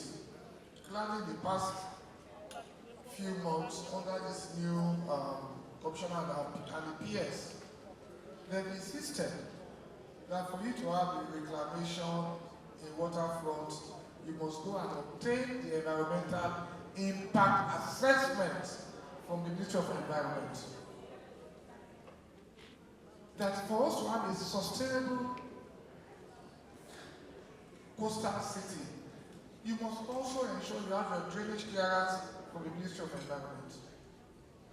We're doing this collaboratively so that we can have a win-win. But my concerns still remains. We have people who are so incorrigible, and I'm calling them out. Incorrigible and recalcitrant to laws, to regulations, and to order and good governance. And I'm of the school of thought that if we have laws, like the enabling laws for waterfront, for Ministry of Environment and other agencies, and we fail to enforce them and attach consequences, it becomes an obedient state, where life becomes nasty, brutish, and short. So, back to your question finally, we have no choice but to collaborate for the sake of the bigger picture. 22 million people are growing daily with so many existential challenges, with global climate challenges, and we must live to survive in all this. Thank you. Thank you very much, Honorable Commissioner. I think you just underscored what both Dr. Banere and His Excellency spoke to in the morning, which essentially is strengthening our laws so that the punitive measures to which you can hold people accountable. Very quickly, we'll also look at strengthening our regulatory oversight and again still on interagency collaboration. I must commend the state because it has one of the most vibrant GIS labs. So I'm coming to the Surveyor General. In this era of AI, what role do you believe, acting Surveyor General, just been corrected, what role can community participation and technology, specifically GIS, and AI, as well as data analytics, what role can they play in coastal management? Thank you. Yeah, thank you. The Office of the State Surveyor General has a very vital role to play, because all what we have been discussing here by the various participants, for the success of it, we need data. And without a viable spatial data, we can't plan adequately. For instance, when you are talking about coastal communities along the shoreline, coastal, like for instance in Lagos, I would say it will be based on exercise that the state and the federal government have embarked on earlier. We have nothing less than 125 coastal communities in Lagos. And for us to be able to plan adequately, we need data. Not just obtaining the data for a period of 1 or 2 years. It should be a continuous process of data collection. And this data will have to take into consideration the bathymetric, that's the depth of all the types of water bodies along the coastal, the communities. Now, when we have that, but mind you, we should know one thing. We can't know the environment more than those that reside in that environment. You could be a professor, you could be a doctor, whatever, but you can't know it more than them. Where we have an edge is that we have the equipment, we get the data continuously. Based on it, we now go to the tools that will assist us. GIS, for instance, is a vital tool. And the GIS as a tool cannot be effective without the advantages it will bring forward. For instance, when you have data, maybe those that have been collected by people before you, and you now continue from where they stopped and collect your data for years, you should now be able to predict, based on those data that you have, what is likely to happen. And based on this, you will be able to look for a way of preventing the danger that could arise from all, that could be a danger to the host communities along the water communities. So, and if that is adequately prevented, then issue of what you call it, maybe there will not be issue where there will be loss of lives, and the hazardous aspect will have been taken care of.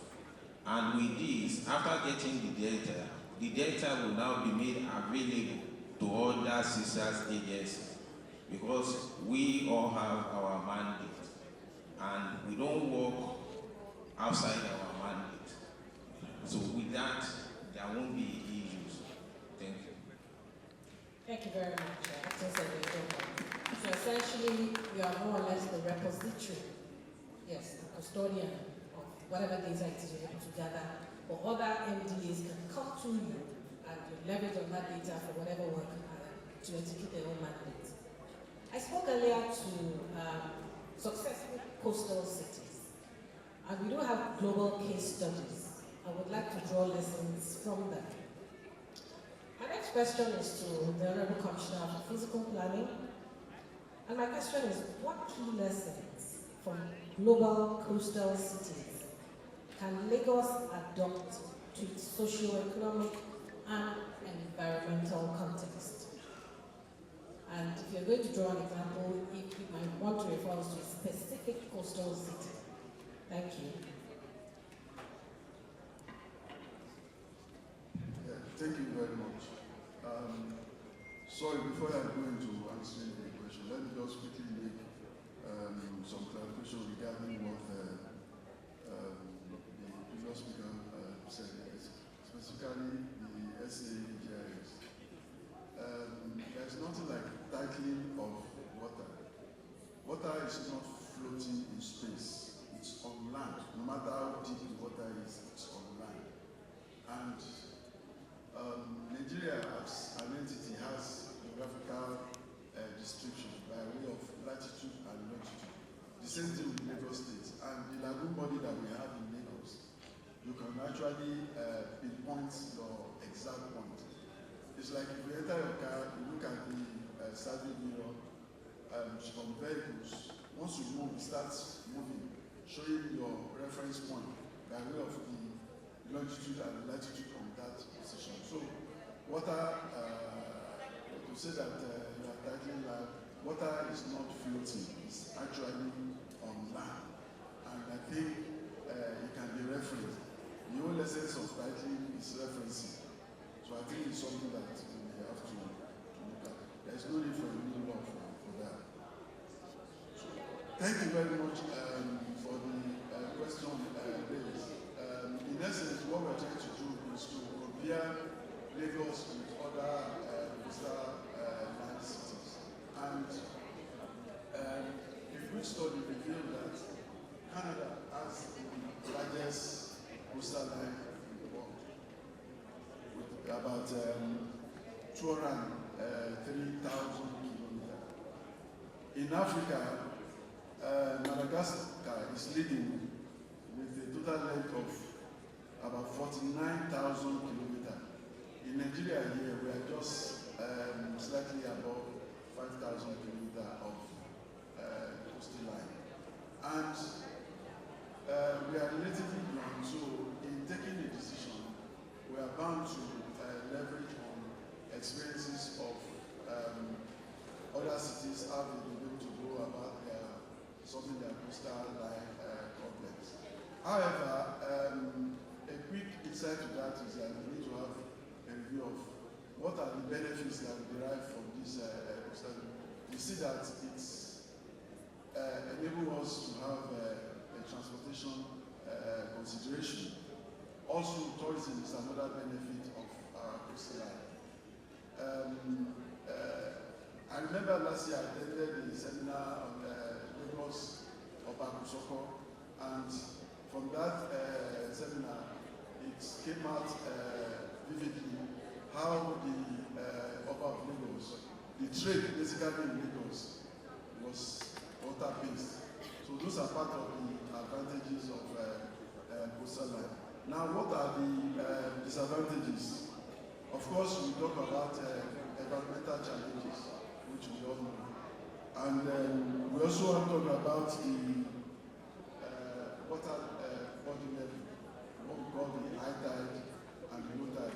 Earlier speaker today, I was talking about that regarding the problem encountered when you have high tide, which means water will not be able to flow in by gravity. We also talk about, which so many speakers are talking about here today, land reclamation. It's a major problem here, and it has to be well studied and coordinated. And that is one of the essence of EIA report, because it enables or brings out the merits and demerits of that particular action that we intend to carry out. So, coming to your question, what they've done globally, which is been proven as excellent, for which we have no choice but to buy into. There are 7 actions that have been taken globally and it's been recognized as a way out of solving coastal challenges issues.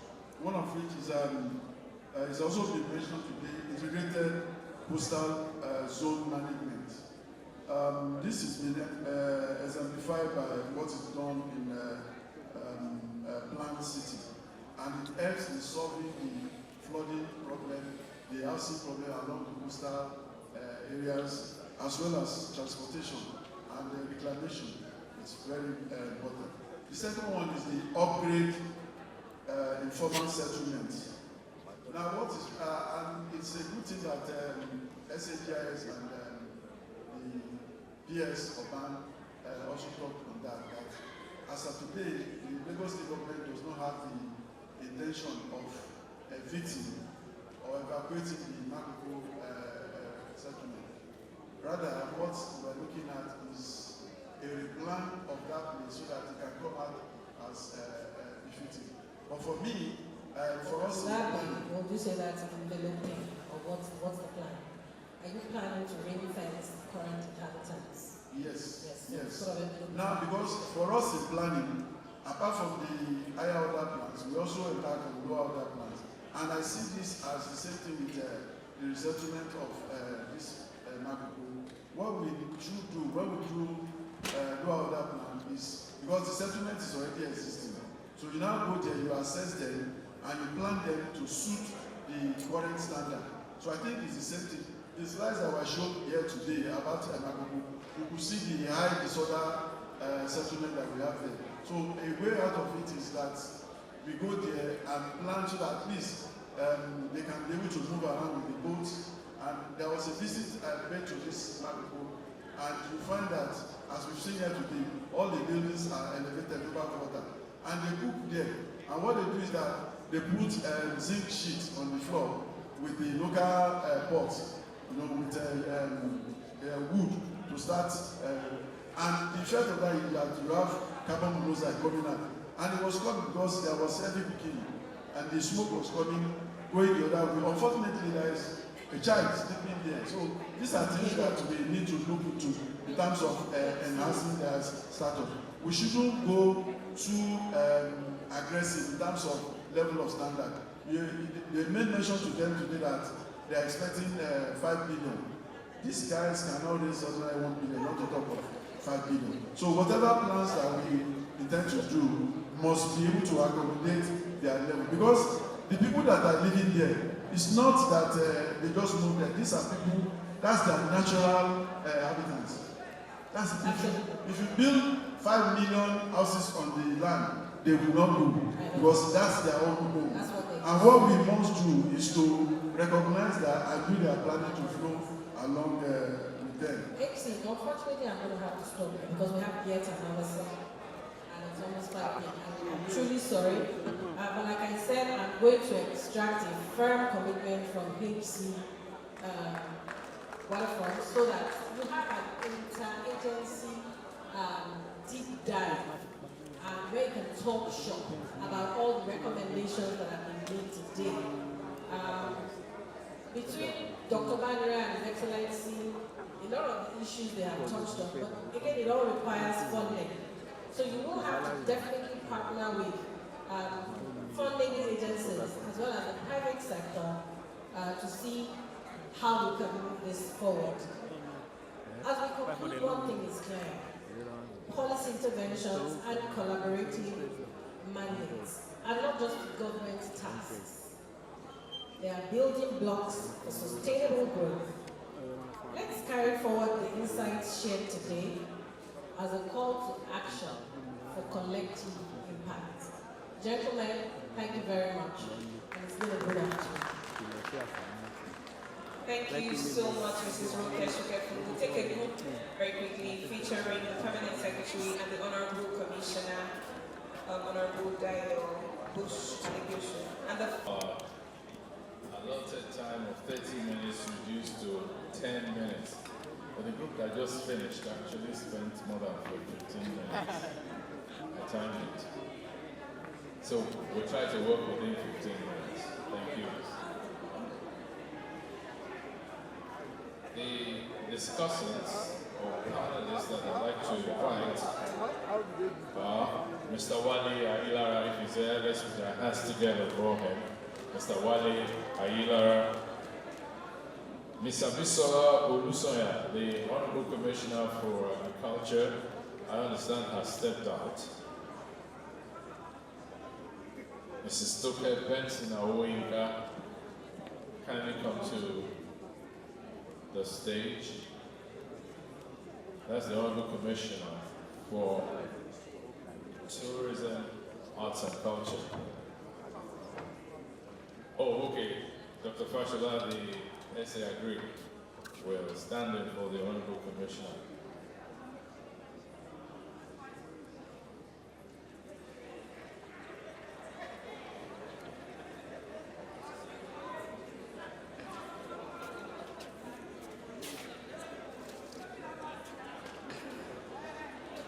We'd also like to call on Damilola Ajayi of Ipile Oil and Gas to kindly come forward.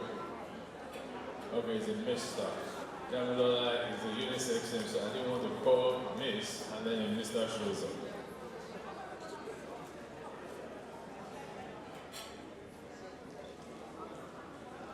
Also to come forward is Mrs. Achenio Idachaba Obaro. She is the founder CEO of Mitimes Upcycling and Training. When it's your turn to speak, you tell us what upcycling means. We've always heard of recycling, and now upcycling.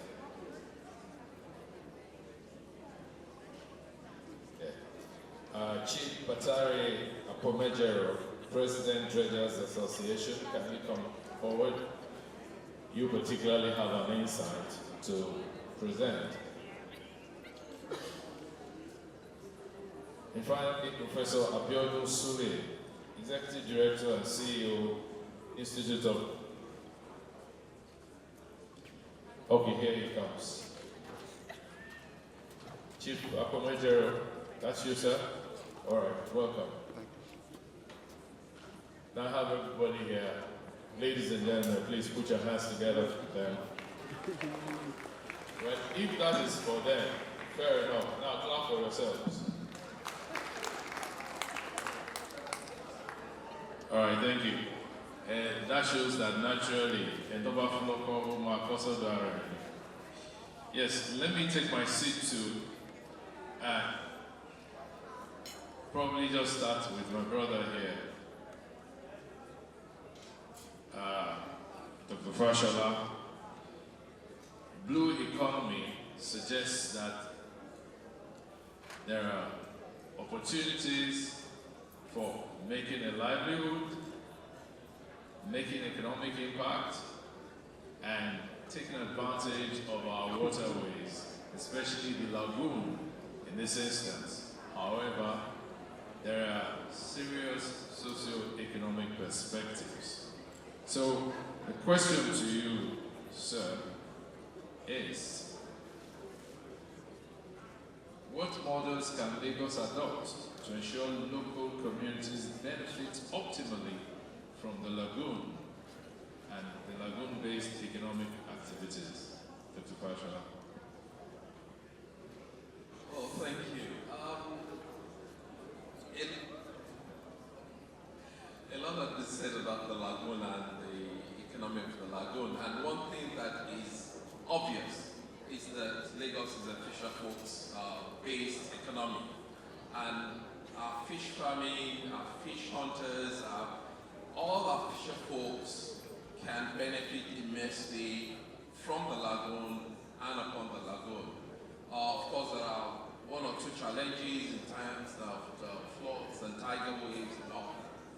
But there are designs that the state particularly had developed in terms of cage culture for the fisher folks on the lagoon. And that helps to modify or moderate just the open seas. Apart from that, there's also the empowerment that has been given to fisher folks to go to the high seas in terms of boat engine, modern boat engines that can get them to further than the pen culture. The pen culture is for immediate communities, and the empowerment for boat engines are for the bigger ones. And we had collaboration with the federal at the time to even have harbor points for our fisher folks. And these are some of the few things I know that the state is currently doing, and it's an economy that the lagoon communities can benefit immensely on, and it's still an ongoing, and we are always open to further discussions. Thank you. Okay, thank you, and I take the opportunity to welcome Mr. Uluroba Urimolade MNI to the discussion. Somehow we thought you had left. Thank you for staying this long. And in that wise, following your intervention, Dr. Fashola, we'll just move on and take the discussion to the lady amongst us, because she's the only lady here. I think there's a microphone there. Thank you. Right. So, like I said, first tell us about upcycling. Is that working? No, don't worry, I'll send this to you. I'll send that to you. And the lady is Achenyo Chaba Obara. She is talking to us about water hyacinth, which we actually see as a menace, right? But there are opportunities there. Over to you. All right, thank you very much. Good afternoon or good evening, everyone, distinguished ladies and gentlemen. So water hyacinth is an immense pressure on the Lagos Lagoon, and I'll paint a picture. It's also known as Meboro and Lakwa in several of our communities here in Lagos. Water hyacinth is one of the fastest growing weeds, and it thrives in freshwater bodies that are heavily polluted.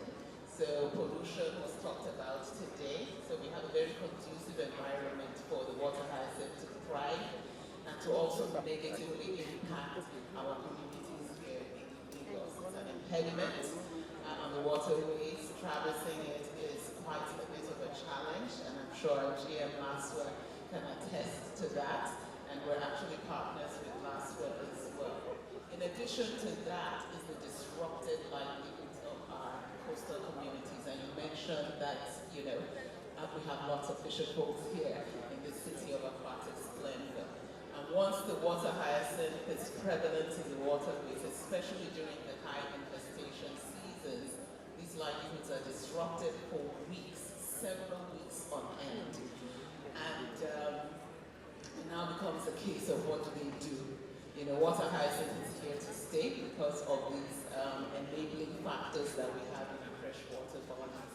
But like they say, when life hands you lemons, you're making lemonade out of it.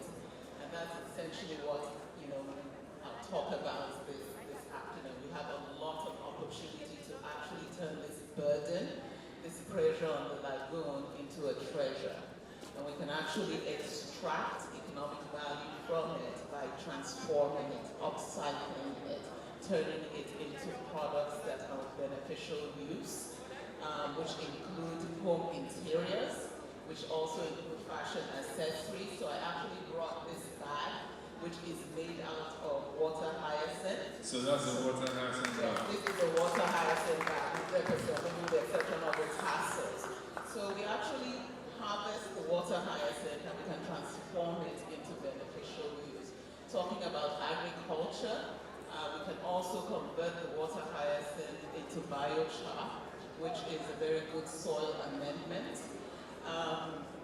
And also, in addition to that, talking about pressures on our mangrove forests, people cutting them for firewood, you can actually create briquettes from the biochar, so you can actually have fuel for our communities.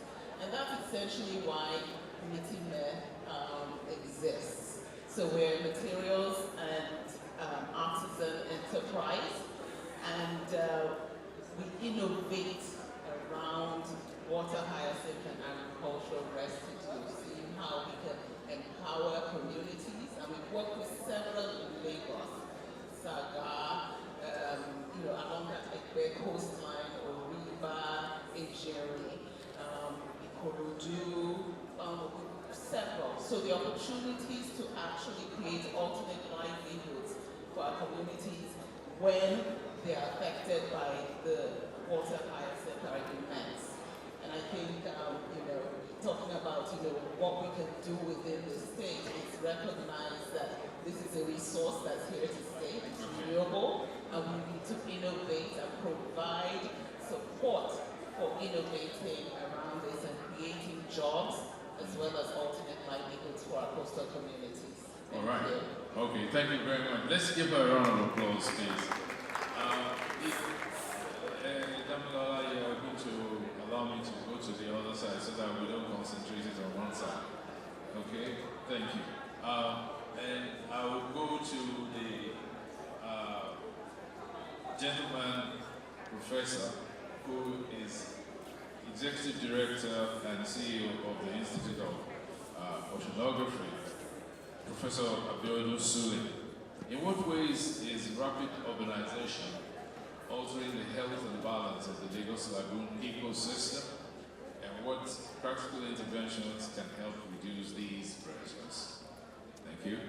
Thank you very much. Good afternoon, ladies and gentlemen. Standing on the already established protocol, my name is Dr. Budari Adeogo. I'm here representing Professor Abiodun Sule, who is the Chief Executive Officer and the Director of Nigeria Institute of Oceanography and Marine Research. Nigeria Institute of Oceanography and Marine Research is just about 3 minutes drive from here. It has a mandate to conduct research into the Nigerian physical and territorial waters, the seas and beyond. That is what we do. Having said that, I want to commend the Ministry of Waterfront and Infrastructure Development for the summit.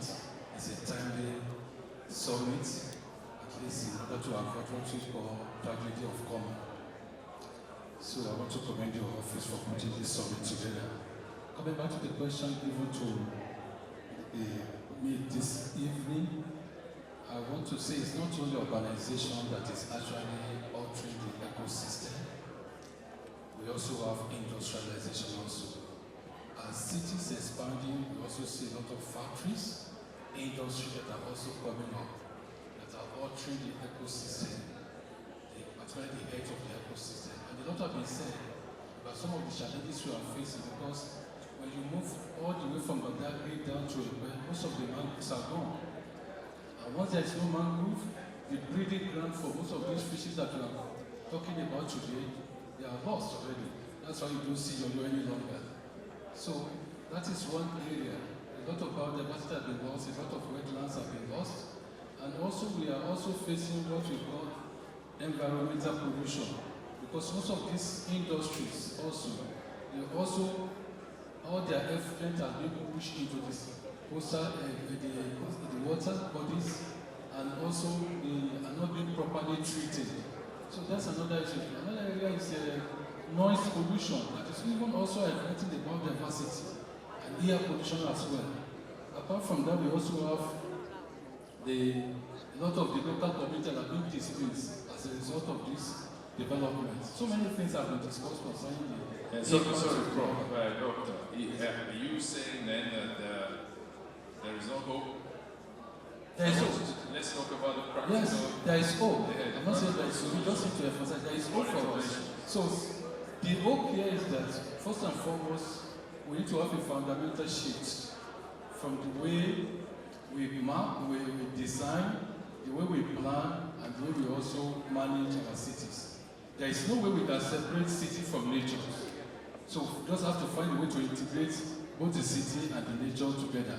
So the next thing we also need to do is to be able to ensure that we have collaborate as much as possible with all the institutions that matters, the research institutions, the universities, the CBOs, the NGOs, and be able to ensure that we are able to restore the mangrove that already depleted from water. This is one step that Lagos State have to take now by restoring those mangrove back. By doing that, we are bringing the fishes also back to the water body. And apart from that, we also need to ensure that we take advantage of the peri-urban areas in Lagos State and be able to develop them. Whatever that is in the city, let's push it also to those peri-urban so that people can begin to move away from the urban and live in those peri-urban areas. That is very key. Then we also need to improve the local economies of these peri-urbans as well. so that people can be able to move away from the city as much as possible. Finally, policy is very important. Recently, I was in a bank trying to interview some of these fishermen. I've asked them a question: who holds the water? They said Lagos State. Then, who governs the water? The next question is they couldn't answer that. And I went back again to the ministry, asking the same question. I think at the Ministry of Agriculture, trying to find out who holds the water. They said the water belongs to Lagos State. Then who governs it? They too, they couldn't answer that. Then I asked another question from them. Where is the policy that governs the management of our water body in Lagos State? They could not produce any. So we, Lagos State, must rise up and develop a policy of water governance.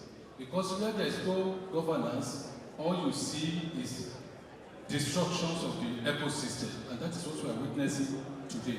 And that policy must be inclusive, the policy must be fair, the policy must also be equitable for everyone to be able to benefit from it. Thank you very much. All right, thank you for that recommendation of a broad-based policy on water governance in Lagos State. And I'm sure once Lagos does it, other states will take a cue.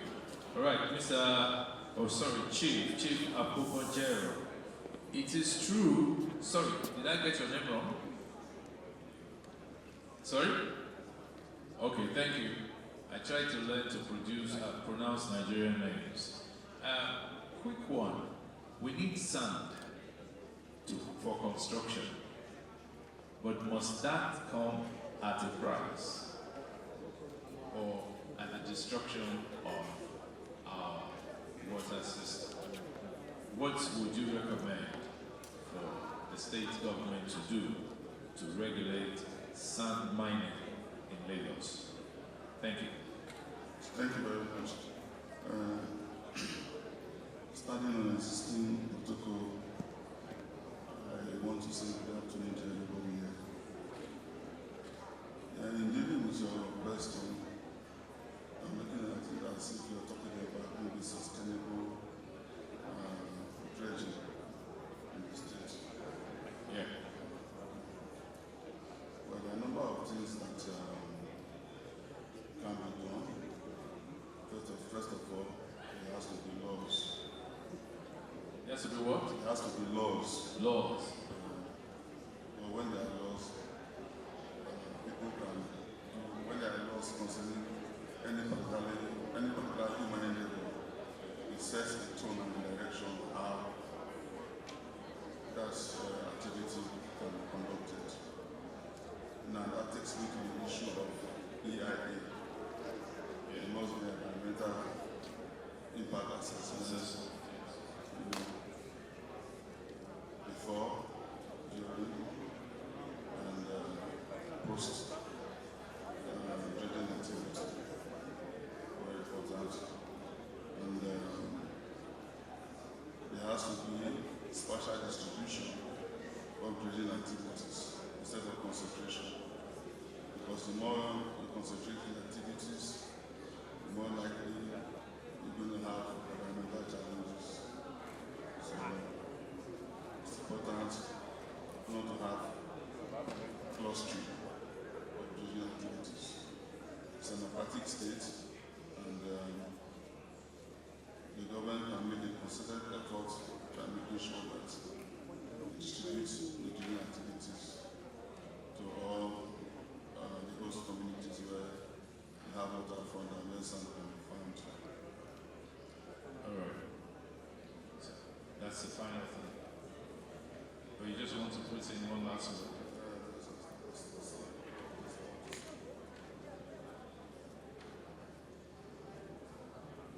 And then it's important for the state to develop a way to find out if people have the financial capability to engage in dredging. To do what? To engage in sand dredging. The state government? Yes. Would that not affect your members? Well, you are talking about how it can be sustained. Yes. Yes. You must be sure that, okay, whoever wants to engage in dredging should actually have what it takes to do the dredging. Okay, that's regulation. That's regulation. Thank you. All right, thank you very much. Thank you. Let's put our hands together for Chief Wakomojere, please. Finally, Mr. Uluroba Rimolade Emena to tell us how Lagos can sustainably leverage the lagoon for economic growth while safeguarding its ecological health, especially even with the suggestion now by Mr. Chief Apomojere.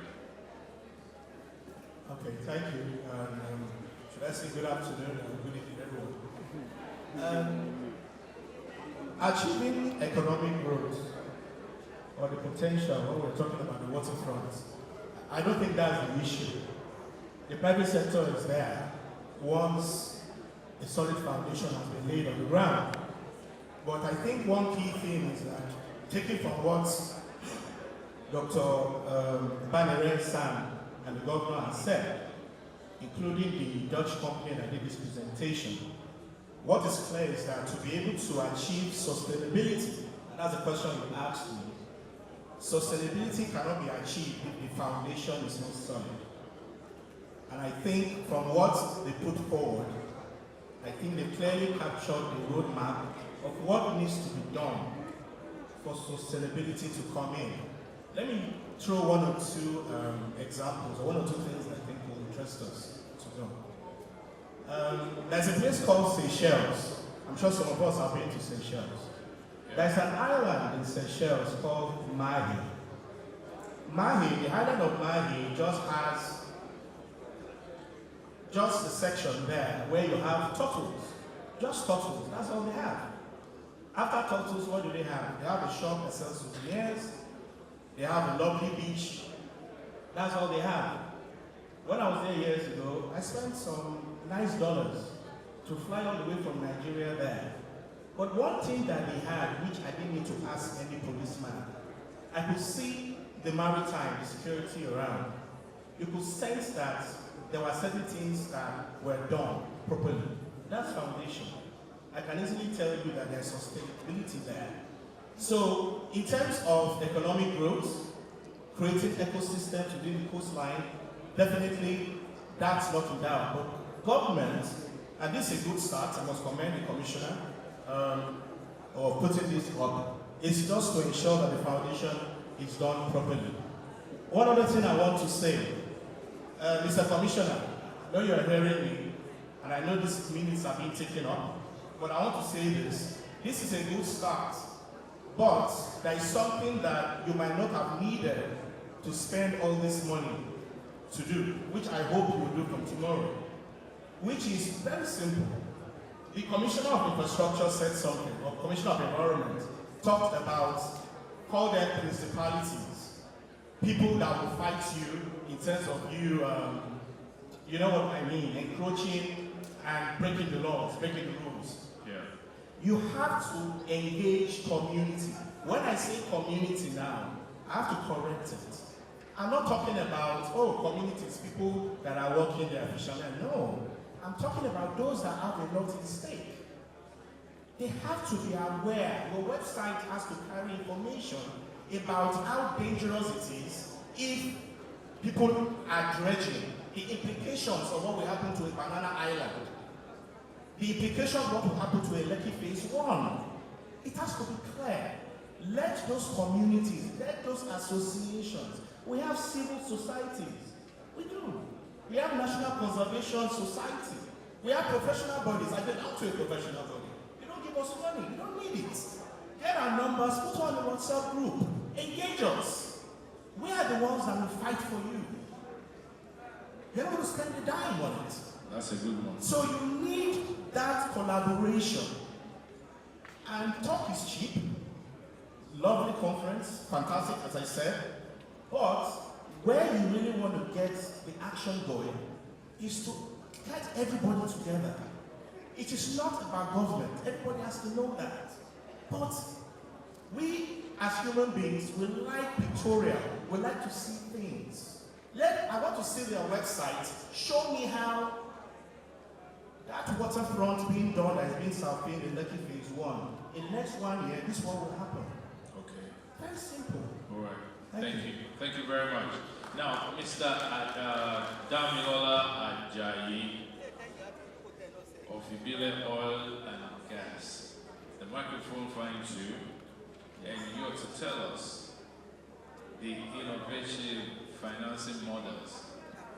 Sorry, you're to tell us what the emerging blue economy sectors like renewable energy, marine biotechnology hold the greatest potential for Lagos. Thank you. Thank you. I would like to start with a bit of context. Basically, if we compare Nigeria to UK, we'll see that we are about 100 times lower in terms of the lagoon contribution in terms of GDP. So already that shows us a great, that excites me because that shows there's room for growth. Secondly, LASU published a document that showed why people patronize the waterways. And they brought out some points, which was it was easier, it was convenient, it was faster, it was cheaper, but that came as second to the last. And the last was eco-friendly. That shocked me because I didn't feel Nigerians or Lagosians particularly paid attention. But I then looked back and I realized that when Ibile got into the waterways, working with Laswa, Lakferry, and Waterfront, we saw that both operators usually get their fuel by driving to a nearby Birkin, taking a vehicle with drums and kegs, going to a nearby filling station, filling that up, driving back, taking that in front of consumers and pouring that into their tank. Now there's something, just imagine that as you as a consumer, already that puts panic. Secondly, there's something I call range anxiety. So range anxiety is such that I'm going from point A to B. So say I'm going from BI to Badagry, right? I need to be sure I can come back. So what do? I put extra fuel in my boat to ensure I can get back. Me as a consumer sitting in there looking at that extra keg or drum, and it's safety. Thank you very much. So that's already one part of it. Already that affects every other point of view of consumers. Oh, is it faster? So I'm waiting for you to pour it into the engine before I'm moving. So my point is, energy and power is the most important thing, and I'm not being biased. But not just energy and power, it's in the renewable aspect of it as well, so that we are sustainable. So I look at the E1 project that's coming on this next month. They are all electric phones. Already in Ibile Oil and Gas Corporation, we have what I call mobile filling stations, such that we don't dig into the ground and affect the bank of the water and affecting what we are preaching against. So it's right on top and it's safe. We want to do that with both electric and other sources of fuel to ensure that the waterways is efficient. We want to do it all the way that,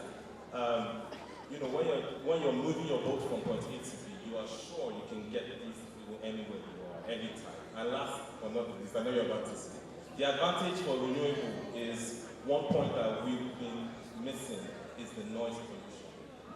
Think about it, once we are having a lot of tourism and a lot of movement on the waterways, you don't want to sit down, those that have homes on the sea and on the lagoon, start hearing a lot of noise. Renewables have shown that over time, it is about 50% lower in decibel levels. See that the blue economy of Lagos is actually just starting, and the advantages are endless. Ladies and gentlemen, thank you so much for your contributions. Let's have a round of applause for them. Thank you. Thank you very much, Mr. Lincoln Uma. We would take a quick group photograph. I'd like to invite on stage the Honorable Commissioner and, of course, the Permanent Secretary to join this group photograph. On that note, everyone. Hello. Thank you. We don't go through protocols again. Everything is well established. So I'd like to say thank you to everyone for being here. We know the summit really is a summit of call to action. The summit called on waterfront settlers, particularly the Makoko, water community to open themselves to government plans for the sustainable management of waterways. At the same time, it was resolved that all future interventions must accommodate the cultural realities, the livelihoods, and the aspirations of these communities, ensuring that no group is displaced or disregarded in the pursuit of development. The summit affirmed that true resilience and sustainability can only be achieved through mutual trust, dialogue, and inclusion between governments and communities who depend on the lagoon for their identity and survival. I have given you a summary of what we have said here in the summit. So I'd like to say thank you so much for coming. Thank you for listening. Thank you for being part of the summit. Thank you for including yourself and being here on time, in time. And we look forward to having a lot more engagements with you today, tomorrow, and forever. We appreciate you, we love you, and we look forward to having a nice, cordial relationship. Thank you so much for coming. Enjoy your